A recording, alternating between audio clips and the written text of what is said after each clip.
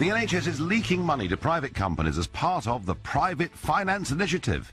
It's led to private companies over the last few years getting nearly £1 billion in profits. Now, the NHS defend this and say, hey, it's only 3% of the NHS budget. It was all a big Blairite initiative going all the way back to 1997. But it raises a real question. Is there a role for the private sector in the National Health Service, or does privatisation undermine the very existence of a National Health Service that is free at the point of use? Call me on 0345 6060 973. I'm Nigel Farage on LBC, and it all starts next. The NHS is leaking money to private companies in contracts known as PFIs. This was about the building and running of brand new hospitals. It came in back in 1997. It was a Blairite initiative, and over the course of the last few years, last 6 years, £831 million has gone to private companies. The Department of Health defends it, saying it's only 3% of the NHS budget after all. But there is a big debate here. What is the role for the private sector in the National Health Service, or does privatisation undermine the very existence of a National Health Service free at the point of use?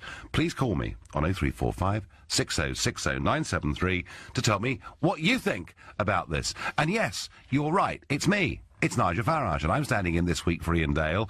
I'm here tonight from 4 to 7. I'll be here all the way through until Friday. And in a very packed show this evening, we'll be bringing you the latest from Hurricane Harvey, which has now moved into, as predicted, Louisiana.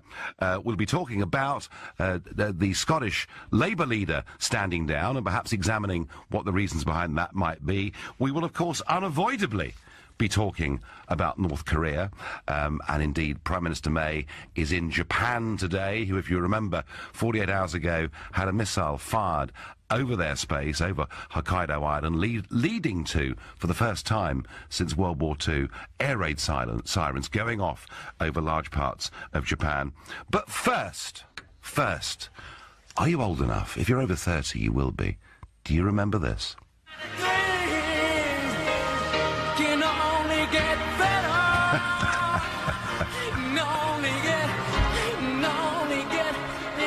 Oh, do you remember it? There was John Prescott jigging, and there was Kinnock, and it was all amazing. It was May 1997. It was after 18 years of Tory rule. It was a young, fresh-faced Tony Blair with his genius of a chancellor called Gordon Brown, and they'd invented something called the third way.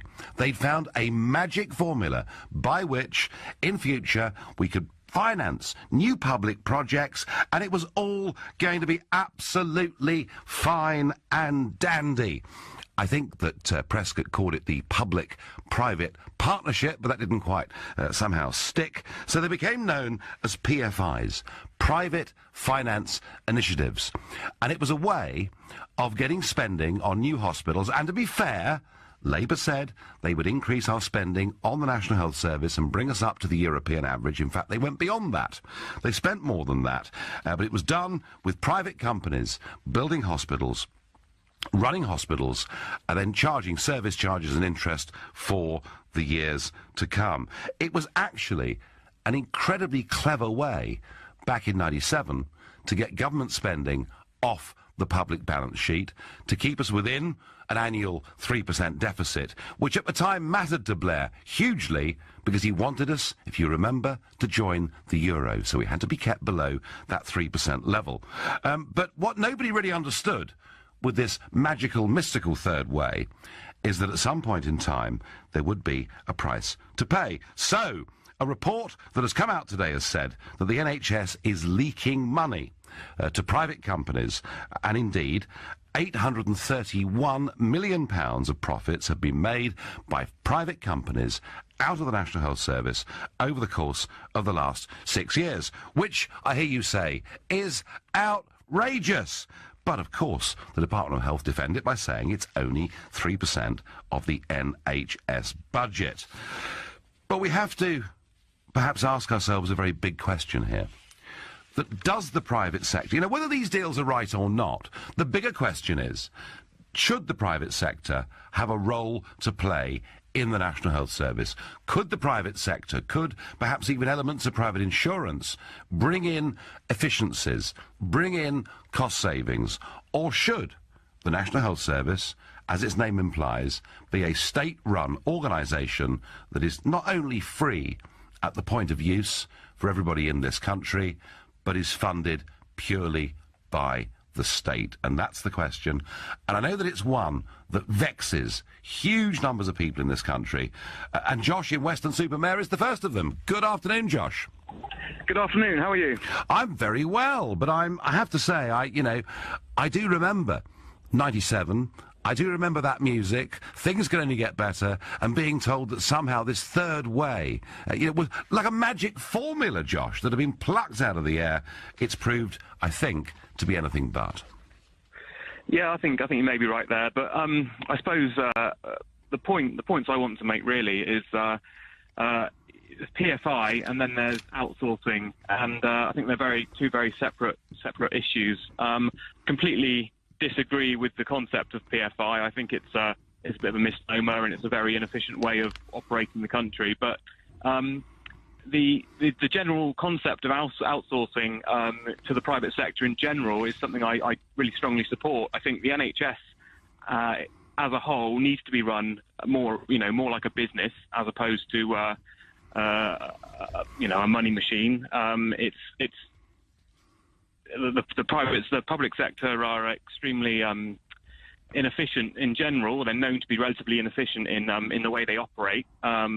Whether that's true or not, why, Josh? I'm not sure. Why? I think it's just. Well, I think if I'm honest, I think it's civil service mentality, and it's historic and it's legacy, and it does need changing. I know in certain agencies and departments of the government that has changed and that has improved, but you still see it. You still see it within the public sector, and I think when a business is there to make money, they're going to operate it much more efficiently. But as you've seen with the rail being operated by private organisations, it's not being done efficiently, and I think that's all down to how the contracts are administrated.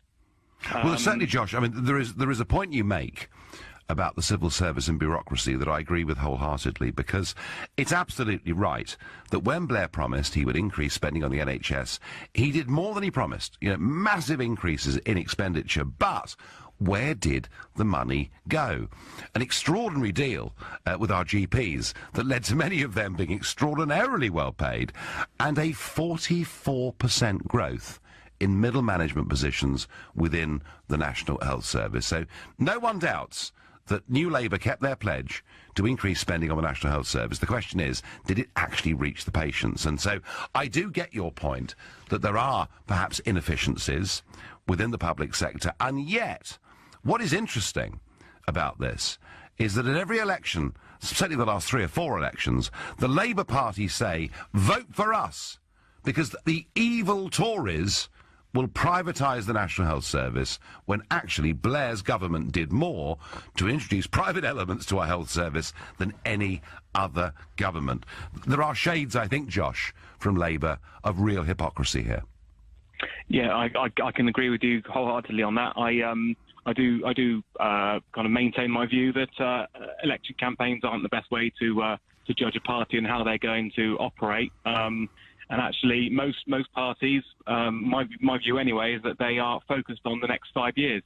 They're not focused on the long-term future that's probably of the country. True. It's all about what they can achieve over the next 5 years until the next election. No, I'm sure that's right. But Josh, your basic point is that outsourcing can work. So what Josh is saying, folks, is that, let's say for argument's sake, it costs £5,000 per patient to perform a certain kind of operation, and there's a waiting list.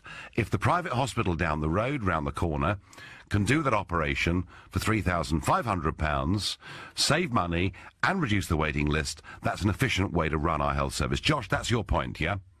Oh, absolutely, and it's outsourcing. It's outsourcing work, not just to private hospitals, but to other organisations as well. Josh, I thank you very much for your call. Now, folks, tell me that Josh from Weston-super-Mare is wrong. Tell me that it's bad, that it's evil to use the private sector in any way in our National Health Service when he's put to you that proposition that there are times when the private sector can be used to perform operations cheaper than a National Health Service hospital can do it. One thing I know for certain is that in France, they do this kind of thing all the time. So I think I go with Josh. Totally. I don't think the PFI deals were a good deal. I think it was frankly a way of fiddling the books. But I think Josh is right. I think the private sector does have a role. I think outsourcing can make the whole thing cheaper and more efficient. Tell me I'm wrong on 0345 60 60 973. Andrew is calling from Docklands. Andrew, good afternoon. Yes, good afternoon, Nigel.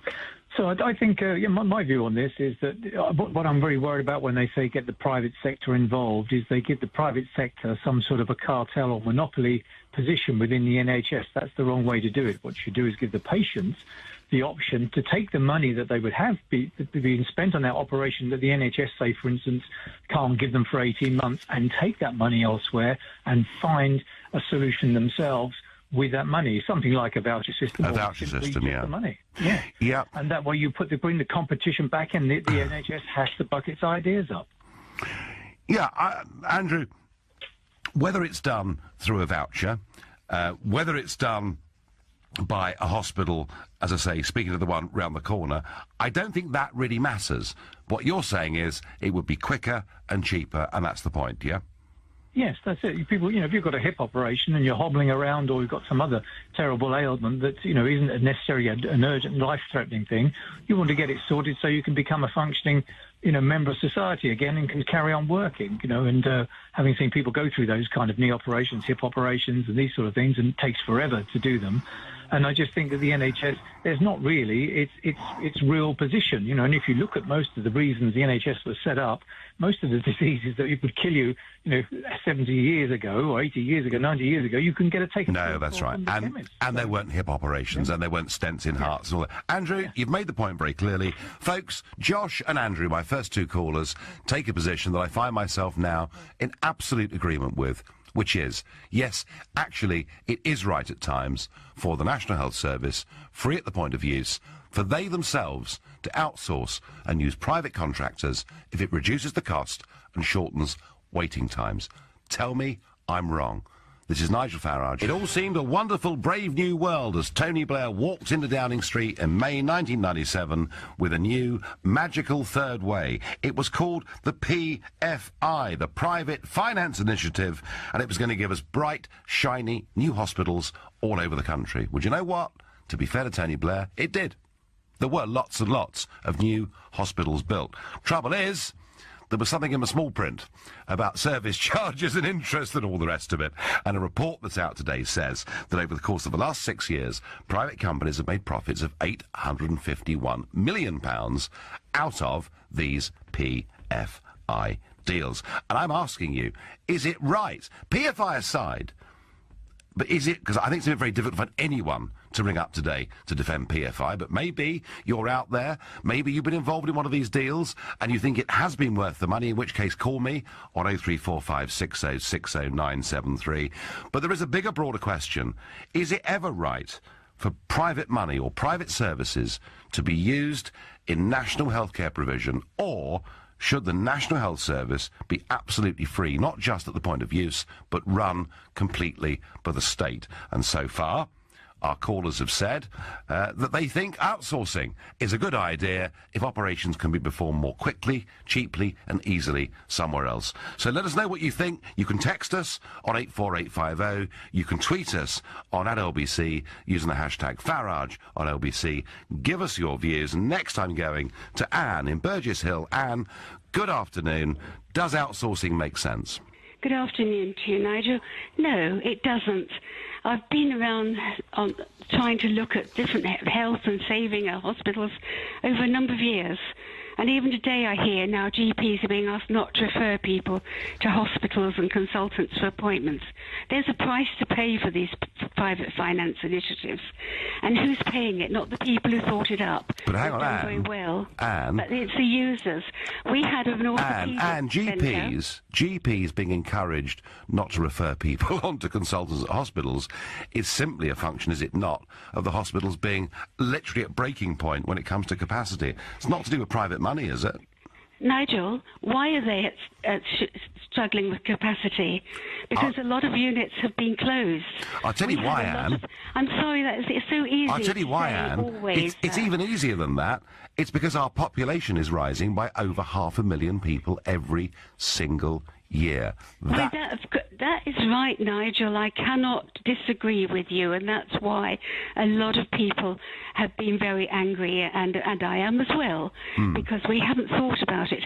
But if we saw the huge cost of outsourcing, what happens is, and it happened on the orthopaedic side, we had private unit. But they only did the more cosmetic operations. If it was serious or went wrong, straight back into the NHS. We were delighted to get that back into the NHS. And then the CCG has outsourced. A lot of money is being wasted. We had a lovely scheme for patients with chronic conditions, and I went to one. Before I knew where I was, they'd actually got a license to a scheme from America called, it was supporting patients. But there's a license that's paid for something that we already had and produced with our own staff. No, I'm not in the NHS, but that staff who provided these wonderful support systems.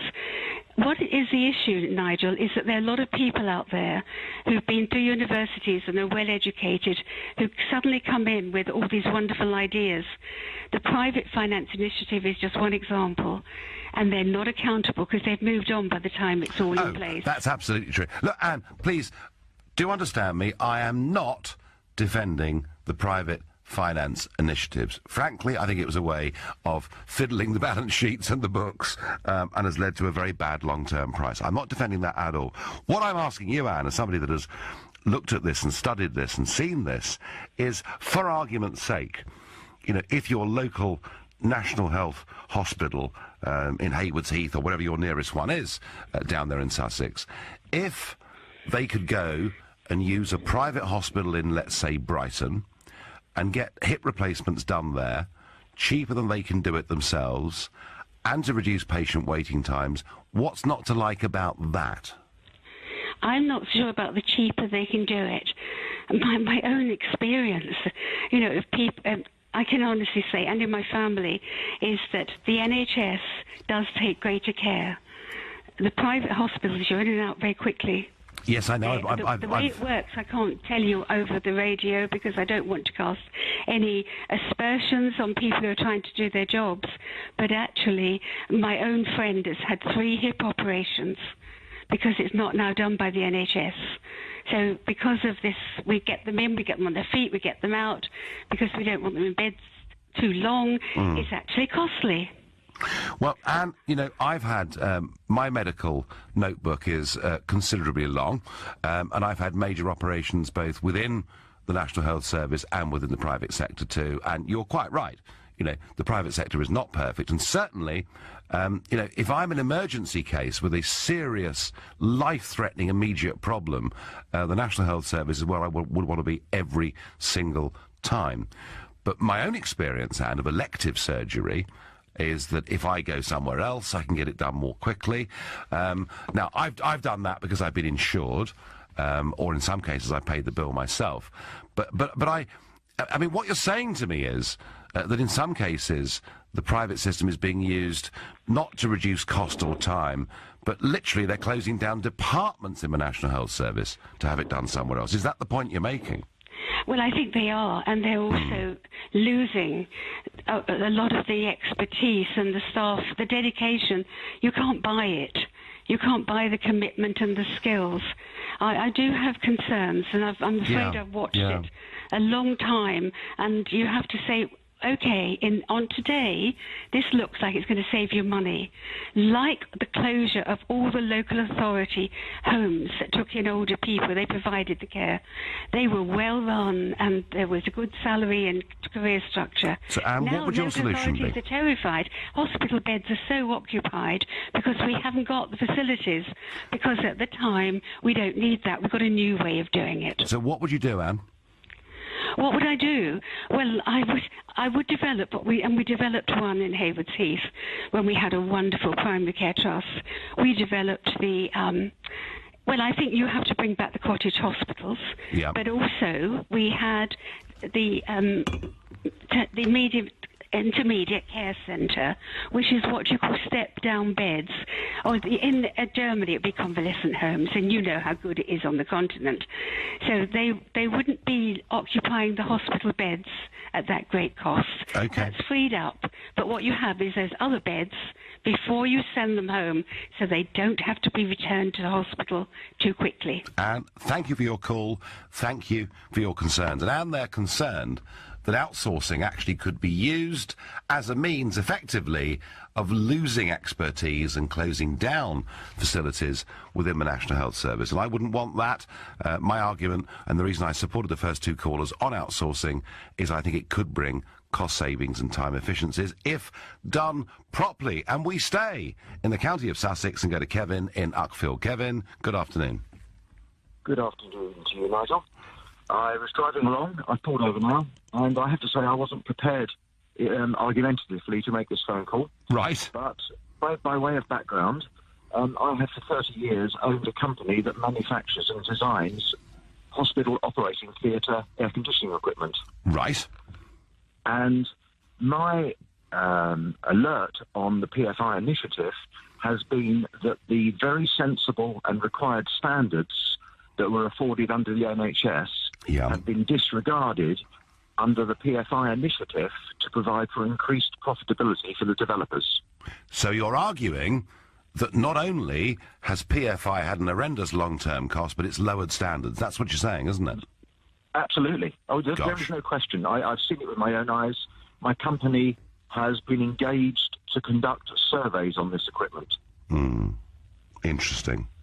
Well, poor. Kevin, it's very poor. Kevin, with your 30 years of experience in this, I'm not going to fight against you one little bit, and I'm very pleased that you have pulled over and told us that, because that brings a whole new element to it. Not just expensive, but badly done. Kevin, are there any circumstances in which outsourcing, using the private sector, or perhaps insurance, could be of benefit to the National Health Service?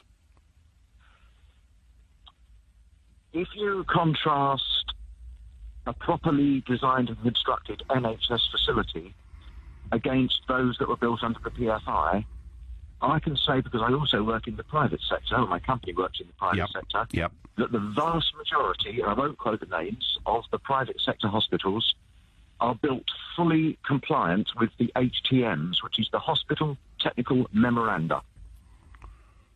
Okay. So my argument there is I would have far more comfort having an operation on my shoulder in a private hospital than one that has been built under the PFI. Interesting. Kevin, that is a fascinating point, and thank you so much for pulling over and telling us that. Kevin from Uckfield, thank you very much indeed. So Kevin bringing a whole new dimension in there, saying that Blair's wonderful new plan for PFIs has actually lowered standards, and he would have more confidence having an orthopaedic operation in a private hospital. I've never heard that argument before. I think it is somewhat alarming. I'm Nigel Farage. It's 20 years since we started the private finance initiatives with our hospitals, and today a report says the NHS is leaking money to these private companies. Indeed, they've made profits of £851 million out of NHS buildings over the course of the last 6 years. And I've yet to find a caller, I've yet to find a texter, a tweeter, anybody that will defend these PFI deals that were struck back in the late 1990s. Indeed, our last caller, who'd spent 30 years producing medical equipment, said that he felt under PFI deals, not only had they proved to be expensive, but the standards in theatres had fallen as well. So that's one thing we're talking about. And more broadly, though, we're saying, are there cases where the private sector, through outsourcing or perhaps private medical insurance, could be of value to healthcare provision in this country, or should the National Health Service be purely run by the state? And Wendy says to me on Twitter, PFI should not be confused with normal privately run enterprise. The terms of PFI contracts are scandalous. Wendy, you're another one. Please, somebody out there tell me PFI was a genius idea. Mr. Blair, if you're listening, it's 0345 60 60 973. I'm going next to a doctor, George from Basildon. George, good afternoon. Hi, good afternoon, Nigel. It's a pleasure speaking to you. Well, thank you, and thank you for coming on as a professional working in the industry. Now, nobody, George, has had a good word to say about PFI, and indeed, you know, my last caller, who makes medical instruments, was worried about standards in theatres. But, George, would you as a doctor advocate at times outsourcing, say, a hip replacement?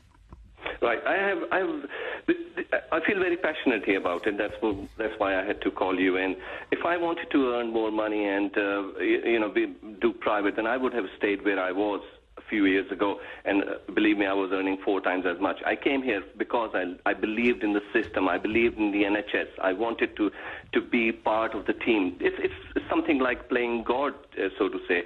Now, one of my observations has been that there's going to be a conflict of interest.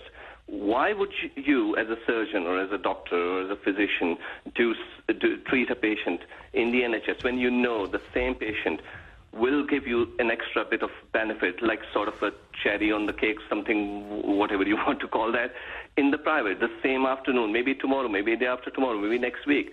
And, you know, that's one of the things. Then again, I have felt that there is sort of a, if not exactly like a gang culture, but it is like a feeling of an elite group working in the private. So, you know, your colleagues among you, like, you know, if you have like 30 people in the department and 10 are working in private as a group, they have sort of an extra relationship. I have nothing against it, but they kind of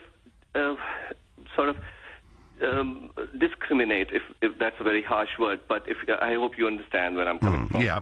And it feels like the rest of the people working in the NHS are the unfortunate, inefficient lot left behind. And if you outsource the things, are you giving the message to the people remaining in the back is that you people, you lot, are not doing as good as we do outside in another hospital? I don't think so, George. I don't think so. I mean, look, come on, we all know. Now, because our mainstream politicians would never say this, but we all know, and you must see it as a doctor in the NHS, that our population is going through the roof. That the pressures on everything, from GPs to accident and emergencies and on to, you know, waiting times for operations or whatever it may be, Wales particularly, I think has the longest list now in the whole of the UK. You know, we all know the NHS is under massive pressure. I mean, you know, if one of my relations, George, you know, an elderly relation was in pain, needed a hip replacement, and if I felt the NHS outsourced that to a private hospital, saved him 6 months of waiting, and perhaps got it done at a cheaper price, I'd be delighted, George.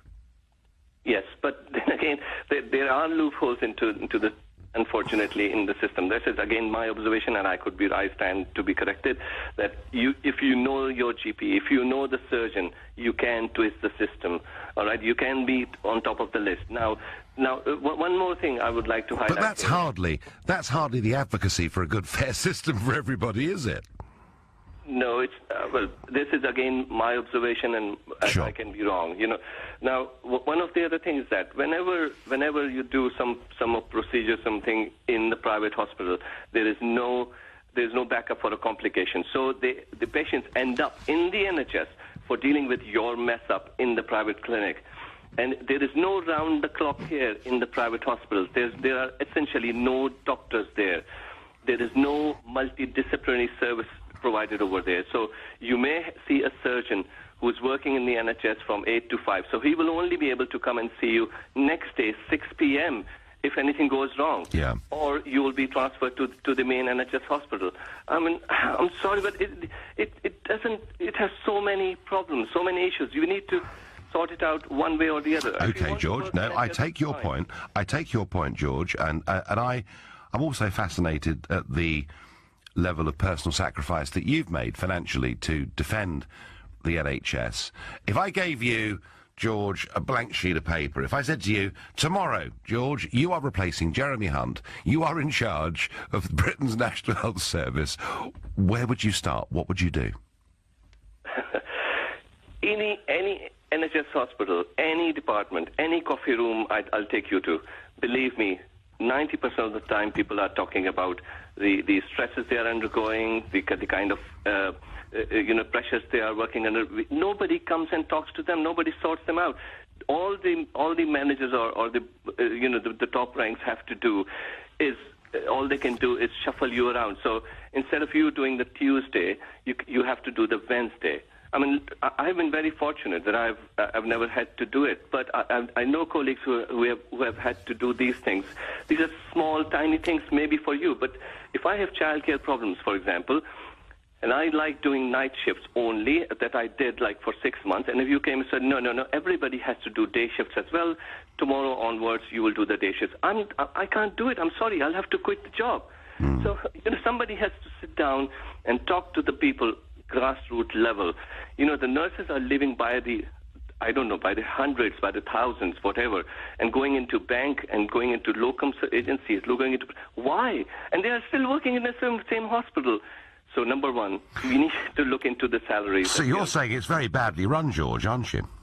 Oh, I'm sorry. Am I in trouble? No, you're being frank, and you're someone who cares hugely about it. And look, I mean, come on, a lot of our taxpayers' money goes into this system, and unless people are prepared to be constructively critical, which is what you're doing, and advocating a better way forward, then things can't change. What is morale like, George, in the NHS? In the last decade that I've been here, I felt it's go down like way too much now. And it's not only, it's not about the money only. Yes, for some people it may be about the money, but it's mostly about how people are being treated from the inside and from the outside. What's the public's perception being projected by the media or by the people, by the politicians, whoever. Every day NHS is in the media for some wrong reasons. We are really under a lot of stress. We are really, I'm proud to say that my colleagues are really working hard, trying to make ends meet, trying to keep their patients safe and care for them. But there's so much more that can be done. Believe me, somebody really needs to look into it, and it can all be sorted. Okay, I'll give you an example. We were having problems with the finances and some issues with the delays in clinics and stuff like that. Guess which company did we hire to look into the medical side of the efficiency? Euro Car Parts. Can you believe that? I'm sorry, but you're telling. It may be the same. They are under the same umbrella. They are not selling parts, of course. But sure. What I'm trying to say is that they came in and they are telling people that no, while you are sitting and waiting for the doctor to examine the patient, you are not doing anything. So they are telling the nurses, you can go out and look at the other patients. It doesn't work like that. It's not a car, on the jack or something. No. Okay. No, George, you've made a very passionate and very personal argument in favour of a well-run, state-funded National Health Service, and I thank you very much for your call. And I think on behalf of all of us, thank goodness, George, there are people like you out there, is all I can say, and thank you very much indeed for calling. Well, George saying, don't outsource, fix the problems, but I thought the longer that call went on, the more worried I got about the way, actually, that our hospitals are being run. Whether that... it sounds to me, George, like there's a hell of a lot that needs fixing. For the moment, I personally still feel happy that if we do outsource operations, we can save money and save time. That is very much my view. But I mean, please tell me I'm wrong. 0345 6060 973.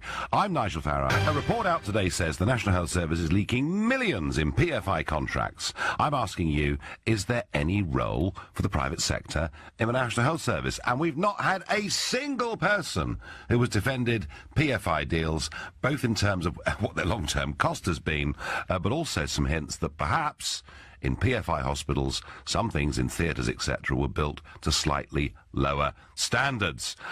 On the more general debate, a lot of you think, and I think, that outsourcing operations at times can reduce patient waiting times and perhaps reduce costs too. But some impassioned calls, including George there, a doctor working in a hospital in Essex, saying, look, it's all well and good doing that, but we need to fix the National Health Service, in which everybody is working under extreme pressure with morale falling. There is a very real problem here. John is my next caller. He's from Sheffield. Good afternoon. Hi, good afternoon.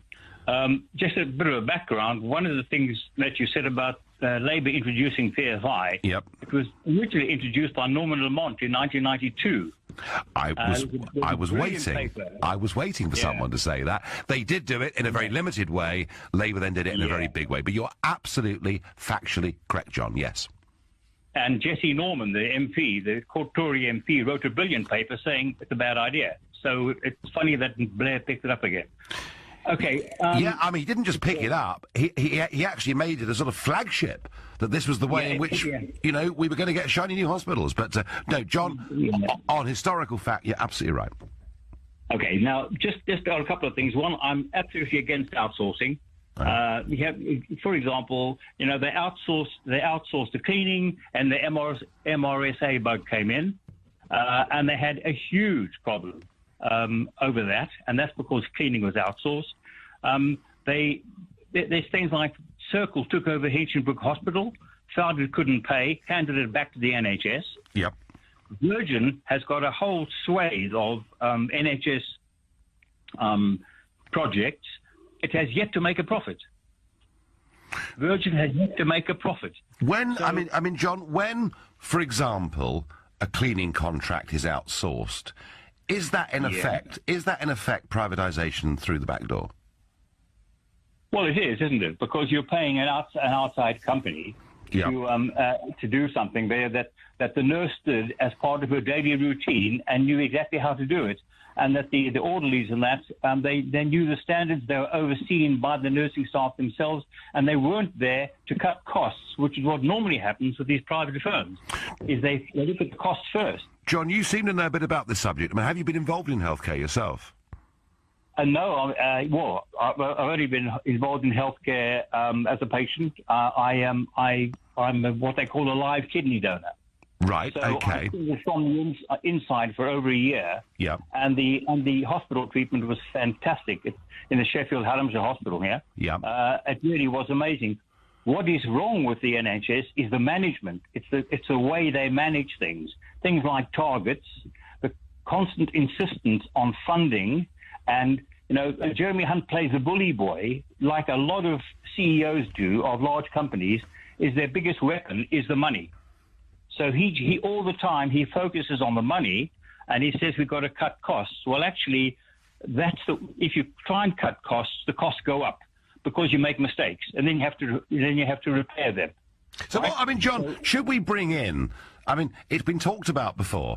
Should we bring in some dynamic business entrepreneur who set up a huge organisation with tens of thousands of employees? No. Right. I thought you might say that. There's one guy.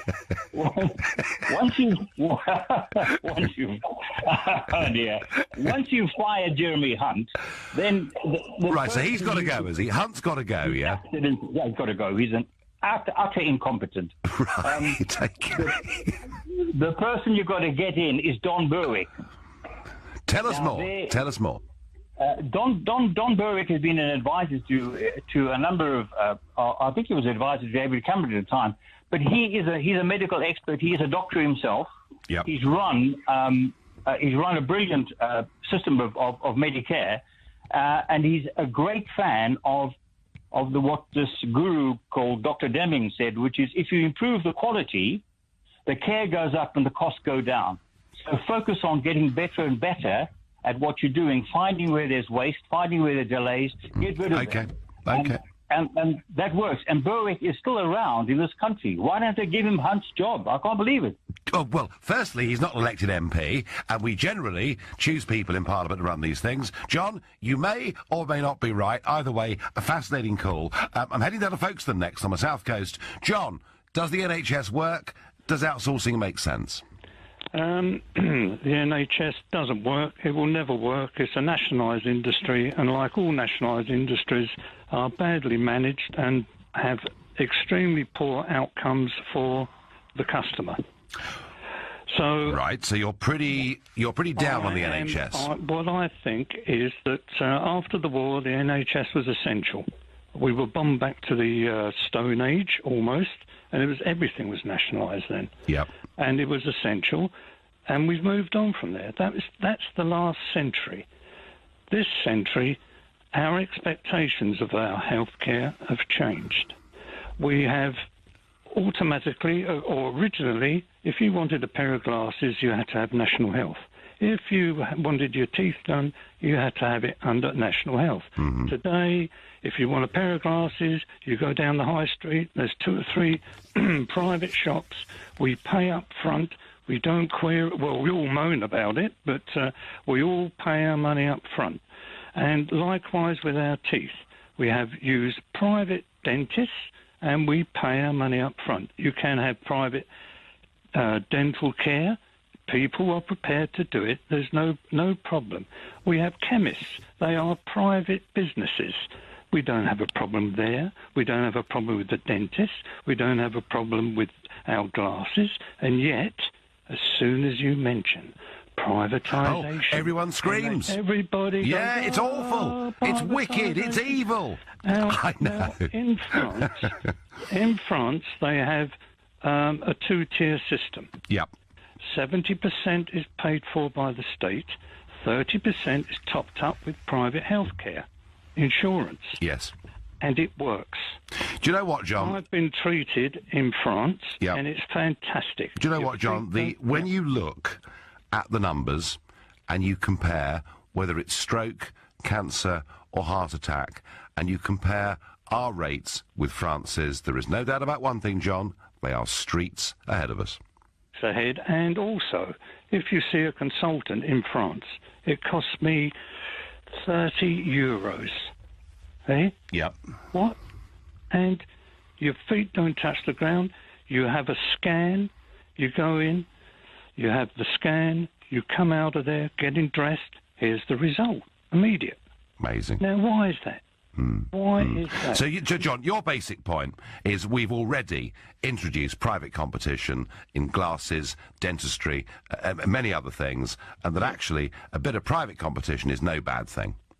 It's brilliant. And the NHS in its current form will never, ever work. It's nationalised, it's run by politicians, and I always think anything run by politicians is doomed. on that note, John, I'll thank you for your call. My last caller on this subject, and I'm back to Sheffield, and it's Joe. Joe, good afternoon. Hi, Nigel. I want to say, there should be a Chinese wall between the NHS and privatization. Yep. They should not be meeting each other. And I want the NHS should be really, really public funds and publicly managed, but the private sector should come in and bring in fresh capital, should build in big hospitals. There's the clientele there. There are the footballers, the bankers, the artists, the actresses.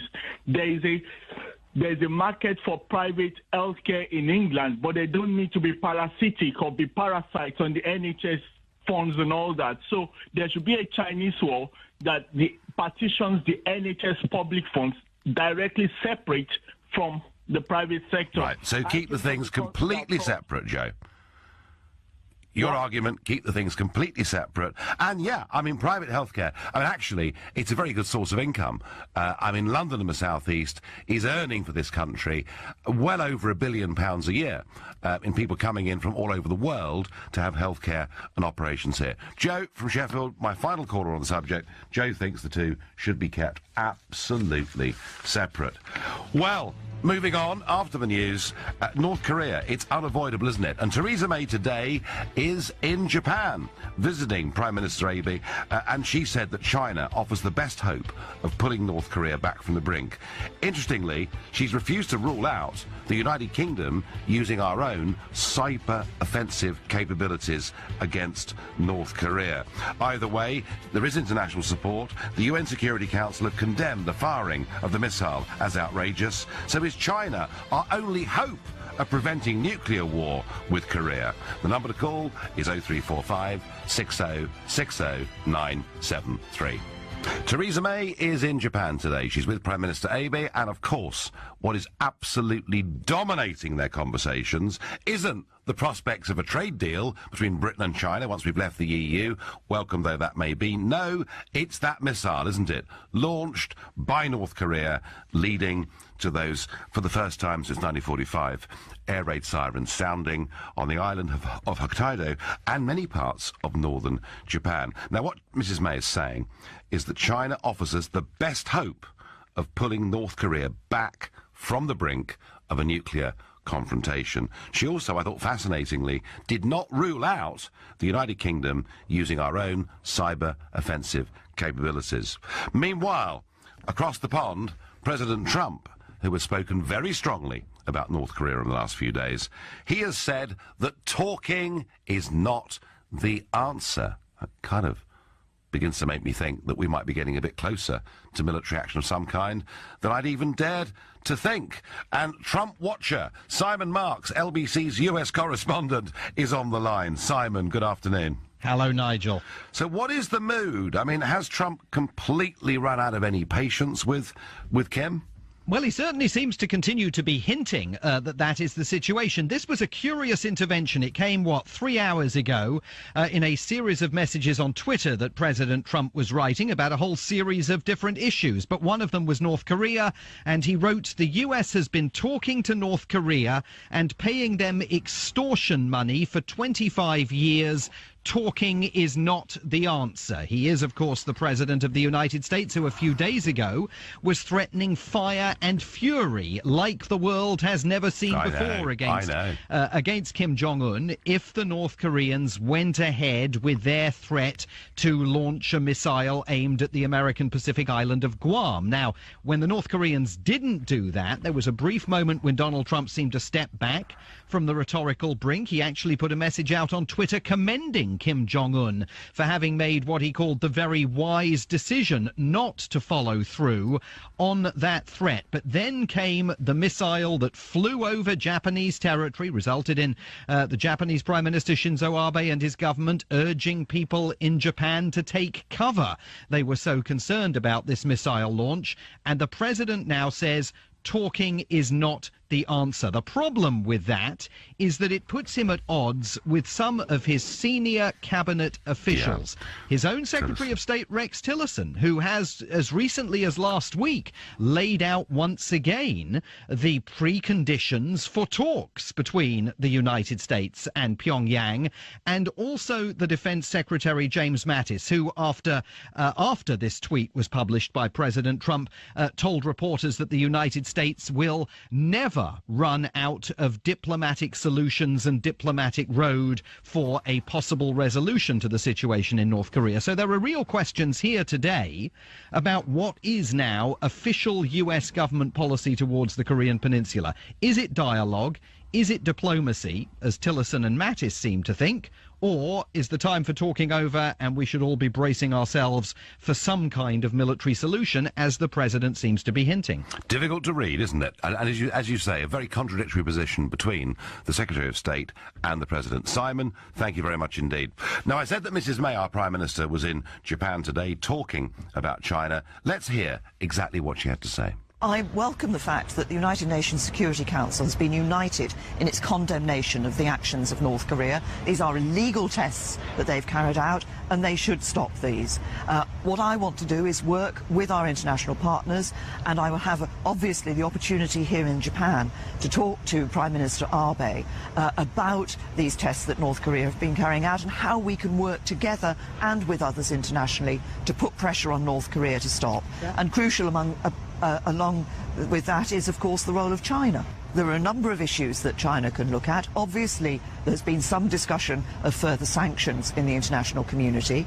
I think we should remember, as I'm here in Japan today, that this was a missile that went over Japanese land. So that would have been of real concern to the Japanese people. We need to work together internationally to stop North Korea from carrying out these illegal tests. So Theresa May there being very clear. We've got to work together internationally. She praised the United Nations for saying what they said, that it was completely unacceptable what the North Koreans had done, firing that missile over Japan. And Trump, once again, as you would expect, using very strong language and saying talking is not the answer. Well, perhaps let's try and get a bit more analysis on perhaps where we are with all of this. And I go now to Rockville in the United States to Harry Kazianis, North Korea expert and Director of Defense Studies at the Center for the National Interest. Harry, good afternoon to you. Good afternoon. How are you? Well, puzzled, Harry. Very puzzled. I mean, I'm kind of not sure what the real position is of the US government towards North Korea, because it does seem to be slightly contradictory things being said between Rex Tillerson and Donald Trump. Well, don't be confused. Let me put it to you this way.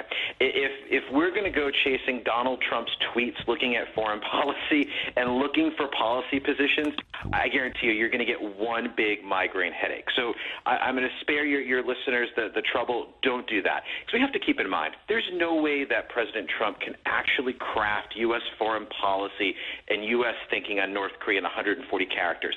It's impossible. So my suggestion to your listeners and everybody who's out there is look at what the United States does. Don't look at what Donald Trump says. Don't look at his Twitter account. You're going to go absolutely bonkers. What the United States is trying to do is actually quite simple. It's containment. That's really the only option here when it comes to North Korea. We're not going to go bombing Pyongyang. We're not going to try and cut off the snake, as some commenters like to say, or assassinate Kim. We're not going to try and take out North Korea's nuclear program, because if you miss just one or two bombs, they're going to lot those at Seoul, Tokyo, or Los Angeles. The options here is very clear. We have to contain what they're doing, and we have to try to stop them from getting those next generation of weapons. Okay. Your hydrogen bombs and longer range. Okay. Now the British Prime Minister, Theresa May, has been focusing today on the role of China. And can you perhaps explain to our listeners, Harry, is she right in saying that China is our best hope to de-escalate tensions with North Korea? And is it in China's interests to side with the international community against North Korea? Right. Well, the PM's spot on here. I mean, the challenge is China is our best hope, and it's our worst fear. Our best hope in the respect that if we ever hope to enforce these sanctions, which the last ones that came out last month take they're about $1 billion worth of North Korean exports. We have to remember, 90% of North Korea's exports go through China. So China is the one who can sort of shut off the financial taps and limit the ability to build up these nuclear programs, because it's those export dollars that power those nuclear and missile programs. So that's sort of the hope. The fear is, I have to be honest, I don't think China is really going to enforce them. We have to keep in mind, China has signed on to 8 total UN Security Council resolutions on sanctions towards North Korea.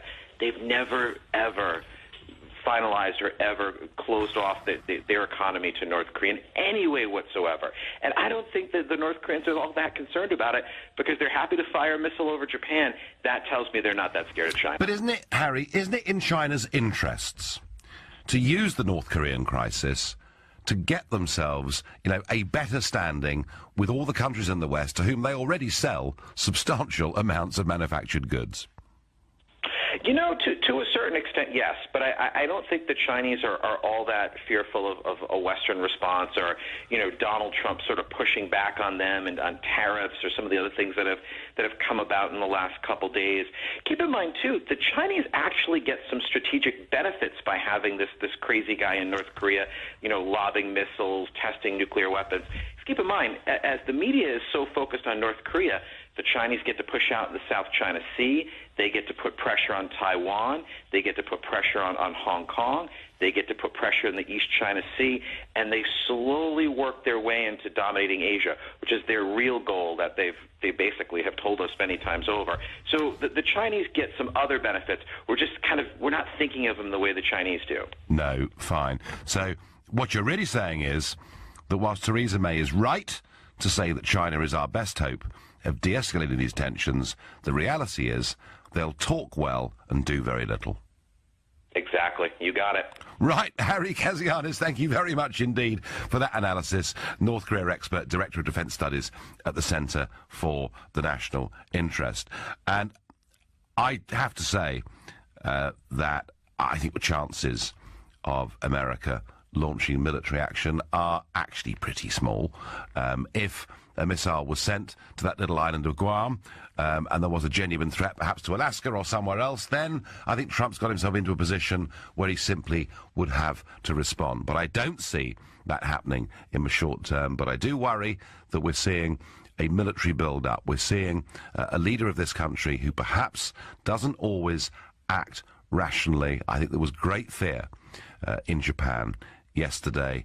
The international community are joining together through the UN Security Council, and this has got the support, publicly at least, of China, certainly of Putin's Russia too. The question is, you know, is Theresa May right?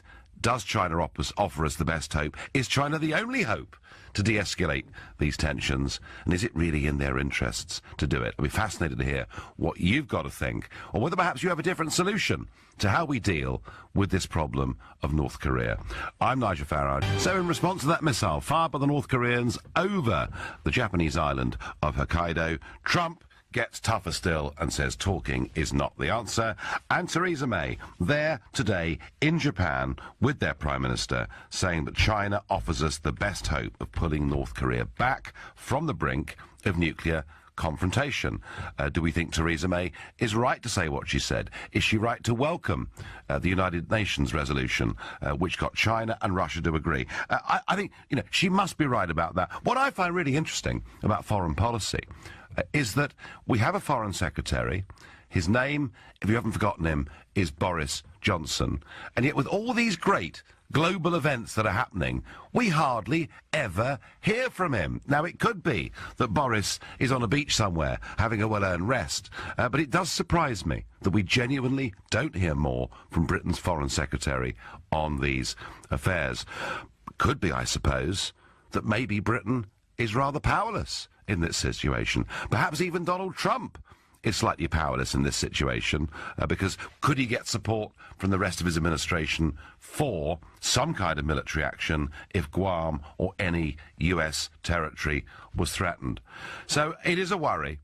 We do have this huge escalation with North Korea, and I'm asking you, what is to be done? Is Theresa May right that China offers our best hope? Or have you got another idea or another solution? Matthew is calling me from Calais. Good afternoon, Matthew. Oh, hi, Nigel. Sorry about background noise. In fact, I just had to leave and they started the safety announcements. But basically, I tried going out on deck, but they've got the tannoys out there as well. Right, okay. So you're returning from holiday, are you? Or? Yeah, it's all right. Well on business in Paris, so okay. Good old Heathrow. But basically, I think the solution is that really, I mean, the UN and basically Trump should start basically saying that really we all want to disarm, and basically we should start that process. And no one should have nuclear weapons, and the UN should step in to say, okay, everyone has to start disarming, and that is the way forward, because nuclear weapons is going to be the end of the world. So OK, Matthew, I am going to say, I'm sure you're a lovely fellow, but you're a bit of an idealist. I mean, I just don't think that we're going to see, wholesale nuclear disarmament happening all over the world. Matthew, it isn't going to happen, is it? Well, we've got to start those talks. Everyone's got to be talking that way. And if we're talking that way, and then we could then say to North Korea, yeah, you haven't got them, so you're not going to get them. And then, obviously, if the whole, United Nations unite in what they are against them getting nuclear weapons. But, I see it from their point, that they're thinking, OK, everyone else, there's a lot of other people have it, we want it as well. So there could be. It's not going to happen overnight. Matthew, there could be. If there was a better relationship between the USA and Russia, and not the current hysteria about Russia that is going on in Britain, America and elsewhere, then there would be the possibility of a talks between those two countries about the de-escalation of the sheer number of nuclear warheads that each side holds. But I do not see a world, Matthew, in which, nuclear weapons just simply disappear completely. I just don't think in practical terms it's going to happen. Another suggestion I had yesterday was somebody said what Trump ought to do is to invite Kim Jong-un over to Washington to have dinner at the White House. A well-done steak, bit of tomato sauce, whatever it may be. But again, I don't see that happening. So, Matthew, your idea that the UN get involved, we all lay down our nuclear weapons, is a lovely one. It's a wonderful one. But I'm afraid I don't see it happening at any point in the foreseeable future. Do you, Matthew, look at North Korea and feel scared about them? Well, I think if I was living in that region, I would have been very concerned. We're quite far away, and I think, they haven't got the means to get to us yet. But, that's why I think,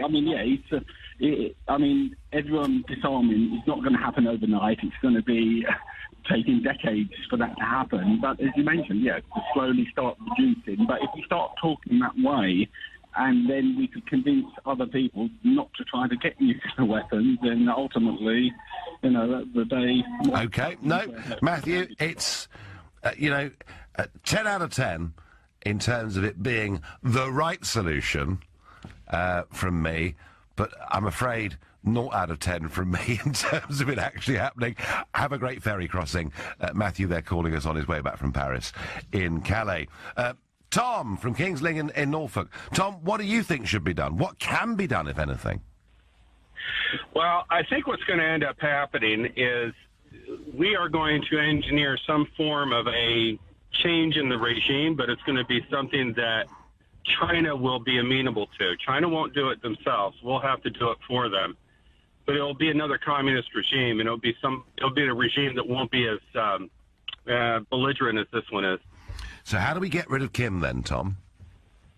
It's not that difficult. We've got an intelligence agency. We've got human intelligence in the field. I was stationed there for about a year. Okay. So I can tell you it's not overly difficult to get in there, but... Are you suggesting that the best course of action is simply just to take this guy out? Yeah, regime change.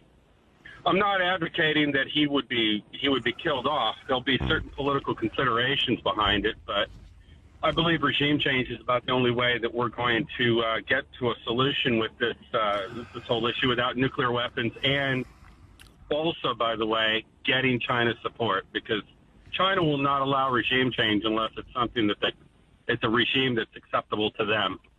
Yes, I understand that, but the regime change argument, of course, we used, did we not, in Libya, that we were going to remove Gaddafi to make Libya a better place. It's made it, without doubt, a worse place.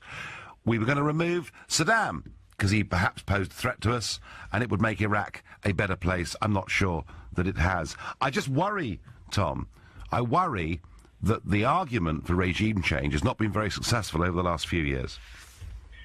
You have to bear in mind, though, that we're talking about a country that borders China.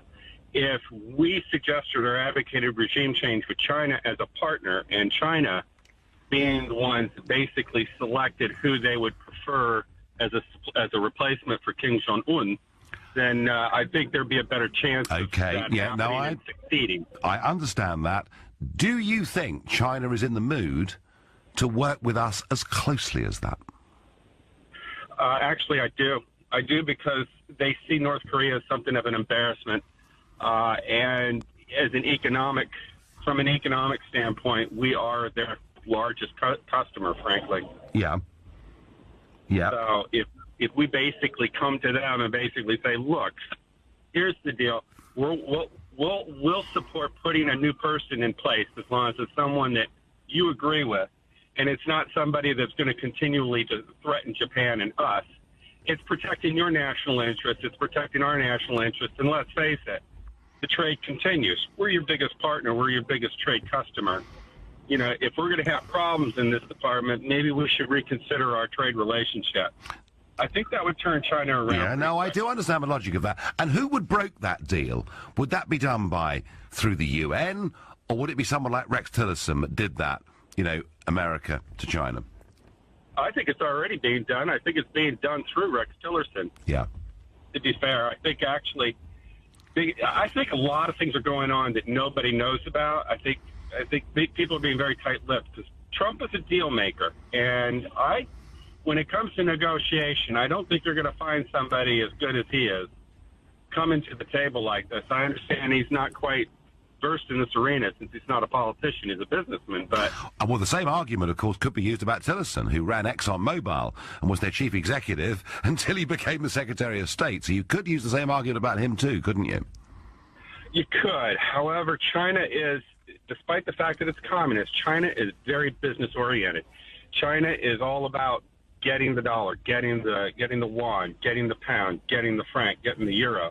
So, you know, they're business-oriented. They're businessmen, too. I think there's already a lot of talk going on as we speak. And this is part of the reason why I don't think you're seeing a lot of hysteria or you're not hearing a whole lot of hysteria coming out of the United States regarding China. It's mostly about, you know, Confederate statues and this other, you know, that malarkey, you know. Yeah. But no, Tom, I think your basic point that these conversations are happening and that it is being said to China that it's considerably in their interests for something to happen, and whether that something is military action or regime change or whatever it is, I'm convinced you're right. I'm convinced those conversations are happening and that is the key. Ultimately, China will do what's best for China. Tom from King's Lynn, an absolutely fascinating phone call. I think he's right.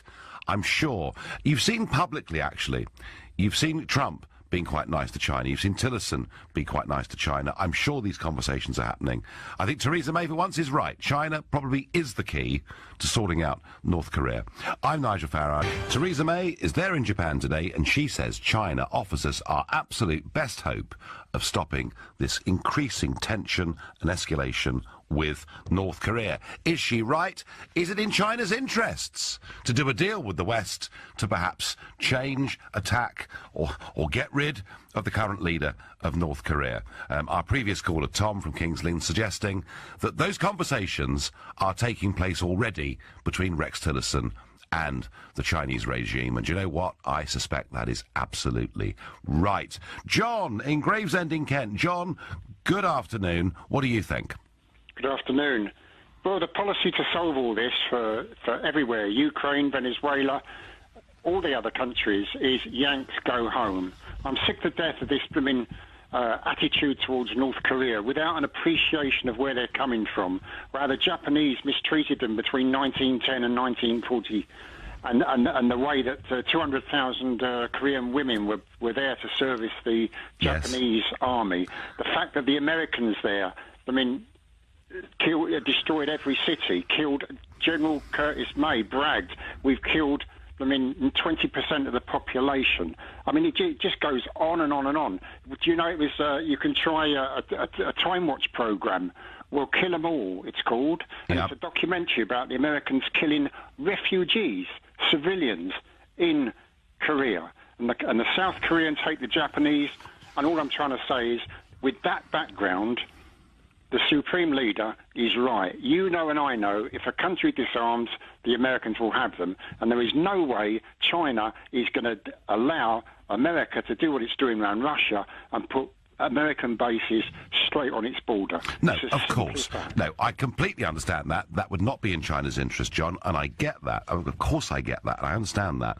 But the idea of Yanks go home is not something, I would suggest to you, John, that would be very popular in South Korea, where they absolutely rely on the American military being there for fear that if they weren't, the North Koreans would invade them. Look, we have the same argument with Iran. Iran hasn't attacked another country since the, I think it was a battle at Basra 218 years ago. Yeah, and we make out they're the biggest threat. You know, it's just, it's pathetic. Honestly, the Americans should get out of the East China Sea, stop meddling in other people's affairs, go home, and get out of the way. Until Trump came in, there was, you know, Korea was just meddling along in its own way, a sovereign country, allowed to have nuclear weapons. As you said, we're not going to disarm. No, we're not, and that's never going to happen. But I mean, you know, John, at the moment, the way the North Korean regime is behaving is pretty provocative stuff, isn't it? And the American regime. And as far as I'm concerned, the situation's like this. I know that they can destroy North Korea, but also I know a lot of Asia and possibly a bit of America can be put into a wheelchair. And finally this, you do not need a missile to go to America. Do you know how many sea containers arrive in America every year? 6 million sea containers arrive in the United States. Only 2% are actually checked by customs. Yeah. You can put a bomb in a container, put a stamp on it, send it to Chicago, and when it goes up, there won't be anybody there to identify who posted it. Don't give them ideas, John, for goodness sake, but I do understand what you mean. All right, John from Gravesend, he's very clear. It's Yanks go home. Americans have interfered far too much in global foreign policy since 1945. Well, I certainly, John, would not support everything America has done in terms of foreign policy, but I cannot see South Korea wanting American troops to leave. I simply can't. Jim in Billericay. How do we get the Chinese to help us, Jim? Hello, Nigel. I couldn't disagree with that man more. Right. It's all very well talking about the American imperialism all over the world, but when it suits us, we certainly want them to be the sheriff of the world because nobody else will step in. And if that's the case, what's Japan got to do with it? So it seems to me that there are only real two answers to this. One is China, and I don't see China putting itself out because they themselves are very undemocratic and very tyrannical. The government is. So if that doesn't happen, we've seen lunatics and dictators throughout history. Yes. And I'm afraid there's no other way to deal with them other than force. I'm afraid, and it's a pretty miserable thought. But it seems to me the only way is to take him out if China doesn't step in and stop this. Yeah, and will China step in and stop this? Well, I'm not sure. I mean, I don't know I don't know what damage it would do for their interest if they were to step up the pressure. But I wouldn't trust their sense of kind of democratic morals, if you like, because I think they are a very tyrannical government. Yes, and I'm, you know, in many ways they are, and they, of course, don't want lots of Western-style democracies encircling them, do they? And I understand that, but they do, Jim, have an opportunity here to build some much better strategic relationships with their biggest export markets in the world, don't they? That is very true, Nigel, and I think that might be the tipping point because they could really make such good relations with the rest of the world if they stepped in to be the peacemaker between us. And it's not just America, it's us too, and Japan. Yep. Yeah. Well, actually, through the UN, it's lots and lots of countries, isn't it? So it's a big moment. Jim from Billericay, I thank you very much indeed. Now, Tom from Kings Lynn, who I spoke to before the break, he's been back on the phone to say that he, of course, was stationed in South Korea, and he says the reason there is an American presence there is that if the US left, the South Koreans would see it as a sanction for them to make incursions into northern Korea, which is an interesting perspective on it. Either way, Tom sees the Americans in Korea as a peacemaker. Interesting. Is he right? I don't know. But certainly, I would be very surprised if the Americans were going to leave South Korea anytime soon. Now, flash flood warnings have been issued now for other states in the south, particularly Louisiana. The storm, which we talked about yesterday, which was reduced from being a hurricane, but dropping just staggering amounts of rain. You know, we're talking about 30, 40 inches plus. Large parts of the Texas city of Houston are underwater. More than 20 people there are reported dead. Thousands have been evacuated from their homes. And it's moving on, we're told, to Louisiana. I'm going now to Cliff Sanders, a reporter at KRTH Radio in Houston. Cliff, good afternoon. Hey, good afternoon to you too, Nigel. Well, we're watching this every day, Cliff, and keeping our listeners updated. So firstly, how are things in Houston and in Texas in general? All right. Well, I mean, we've been devastated, obviously. I mean, the rain is now over a different portion of the state. It seems to have stalled over Port Arthur and Beaumont, probably about an hour away from here. But in the Houston area, you know, we're now into recovery, okay? We have moved into the beginning stages of recovery. And this recovery, unfortunately, is not going to take days. It's not going to take weeks. It's not going to take months. It's going to take years. Is it? You know, yeah. I mean, that's what FEMA said today. I mean, this is a many years recovery. I mean, what you know, they talk about the Texas miracle and how Texas built itself up in the 80s after oil prices had an issue in, you know, 30 years ago, and how the Texas economy became a booming economy. Well, guess what? This storm, Harvey, decided to take it out in about 36 hours. Yes. To be honest with you. And we were talking yesterday, perhaps about as many as 500,000 homes suffering huge structural damage. I don't know if it's 500,000 homes that's going to suffer huge structural damage. We're not going to know these numbers for if we're honest here. You're not going to know numbers, death toll. You're not going to know numbers of how, you'll excuse me, our emergency services. That's okay. Going off. It's all right. Certainly authentic, Cliff. You can tell I'm in a newsroom. Yeah. It's certainly going to take months for us to figure out just how many people died, how many people were helped in shelter, how many people have applied for assistance from FEMA. This is something, you know, if anyone is looking for hard and fast numbers now, you are just not going to get it. And the storm, we understand, is moving on to Louisiana, and perhaps I heard it today, it could even threaten New Orleans again, who, of course, had suffered that devastation 13 years ago with Hurricane Katrina. Yeah, and you know, that is just a shame if it does get to New Orleans, because that city has done such a great job in rebuilding after Katrina hit it in 2005.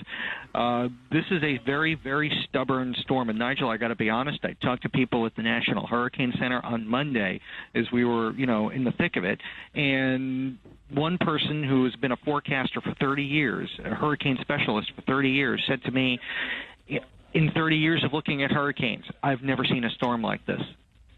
To just hit and stop. Yeah. I mean, think about it, because usually when a hurricane hits, once they hit land, they tend to move up, and they tend to get out. But this thing just stayed. It just stopped and just kept on raining and raining and raining. And is there now a big debate, Cliff, there, about whether climate change is part of this or not? You know, I don't want to look. I don't doubt the science by any stretch of the imagination. I'm trying to stay out of the political debate, to be honest with you, because we're still dealing with a situation here, Nigel. I mean, this is going to be something that we're dealing with for months and dealing with for years. So I'll leave the climate change debate as to whether or not it had anything to do with this storm to people who are far smarter than me. You know, I've got a responsibility to the city that I live in, to the people that I talk to on a daily basis, to inform them and keep them as safe as I possibly can. Cliff, we thank you very much indeed, and please keep us updated as the week goes on. Thank you. That was Cliff Saunders, reporter there at KRTH Radio in Houston, Texas. Well, we've been talking about China. Theresa May saying that China offers us the best hope of neutralising somehow this threat from North Korea. I'm asking whether she's right, whether it's possible. I want your calls on 0345 6060 973. I'm Nigel Farage. There's a press conference going on. The Governor of Texas in Austin is giving a briefing on the current situation regards Hurricane Harvey. We're going to go straight there now. Aransas County, Port Aransas, Rockport area, and the desperate needs they have to get power restored, as well as to begin the rebuilding process. And then the president was here at this operations center and got to see what we do. His commitment was firm, strong, and unequivocal, that he was going to do everything he could to ensure that Texas will be restored as swiftly and as effectively as possible. As we all know, there's been rapidly changing conditions in the state of Texas, while at the same time we are beginning the rebuilding process around the coastal Bend region. And while we are dealing with what is now receding waters in Harris County and the ongoing evacuation as well as safety rescue process in Harris County, we're now also dealing with catastrophic conditions in southeast Texas. And those conditions are a threat to life and property. And that is required that we take measures to do all we can to help protect them. And I will cover part of that in various different categories as I go through this discussion. First, let me tell you that since I last announced the status of the National Guard in the state of Texas, I last announced that we had 12,000 National Guard members activated. That number has been increased to 14,000. The reason for that is because some members have come back from deployment overseas, others who were unable to participate because their own homes had been subject to flooding or damage. They are now able to help participate. Bottom line, we are... Well, that's Governor Abbott from Texas, and he's there in Austin giving a press conference, and he's pointing out that whilst the storm, big tropical storm Harvey, downgraded from a hurricane but dumping amounts of rain that we simply can't believe, he's warning that still in southeast Texas there is a catastrophic situation threatening life and indeed as that tropical storm moves on to Louisiana and elsewhere. Parts of Texas are through the worst of it, but it's very interesting. Before the break, we were talking to a local journalist in Houston who reckoned it would take months, but perhaps even years, to clear up the mess that has been left by this storm. Now, we're talking about Donald Trump telling us that talking is not the answer and that all options are on the table with North Korea.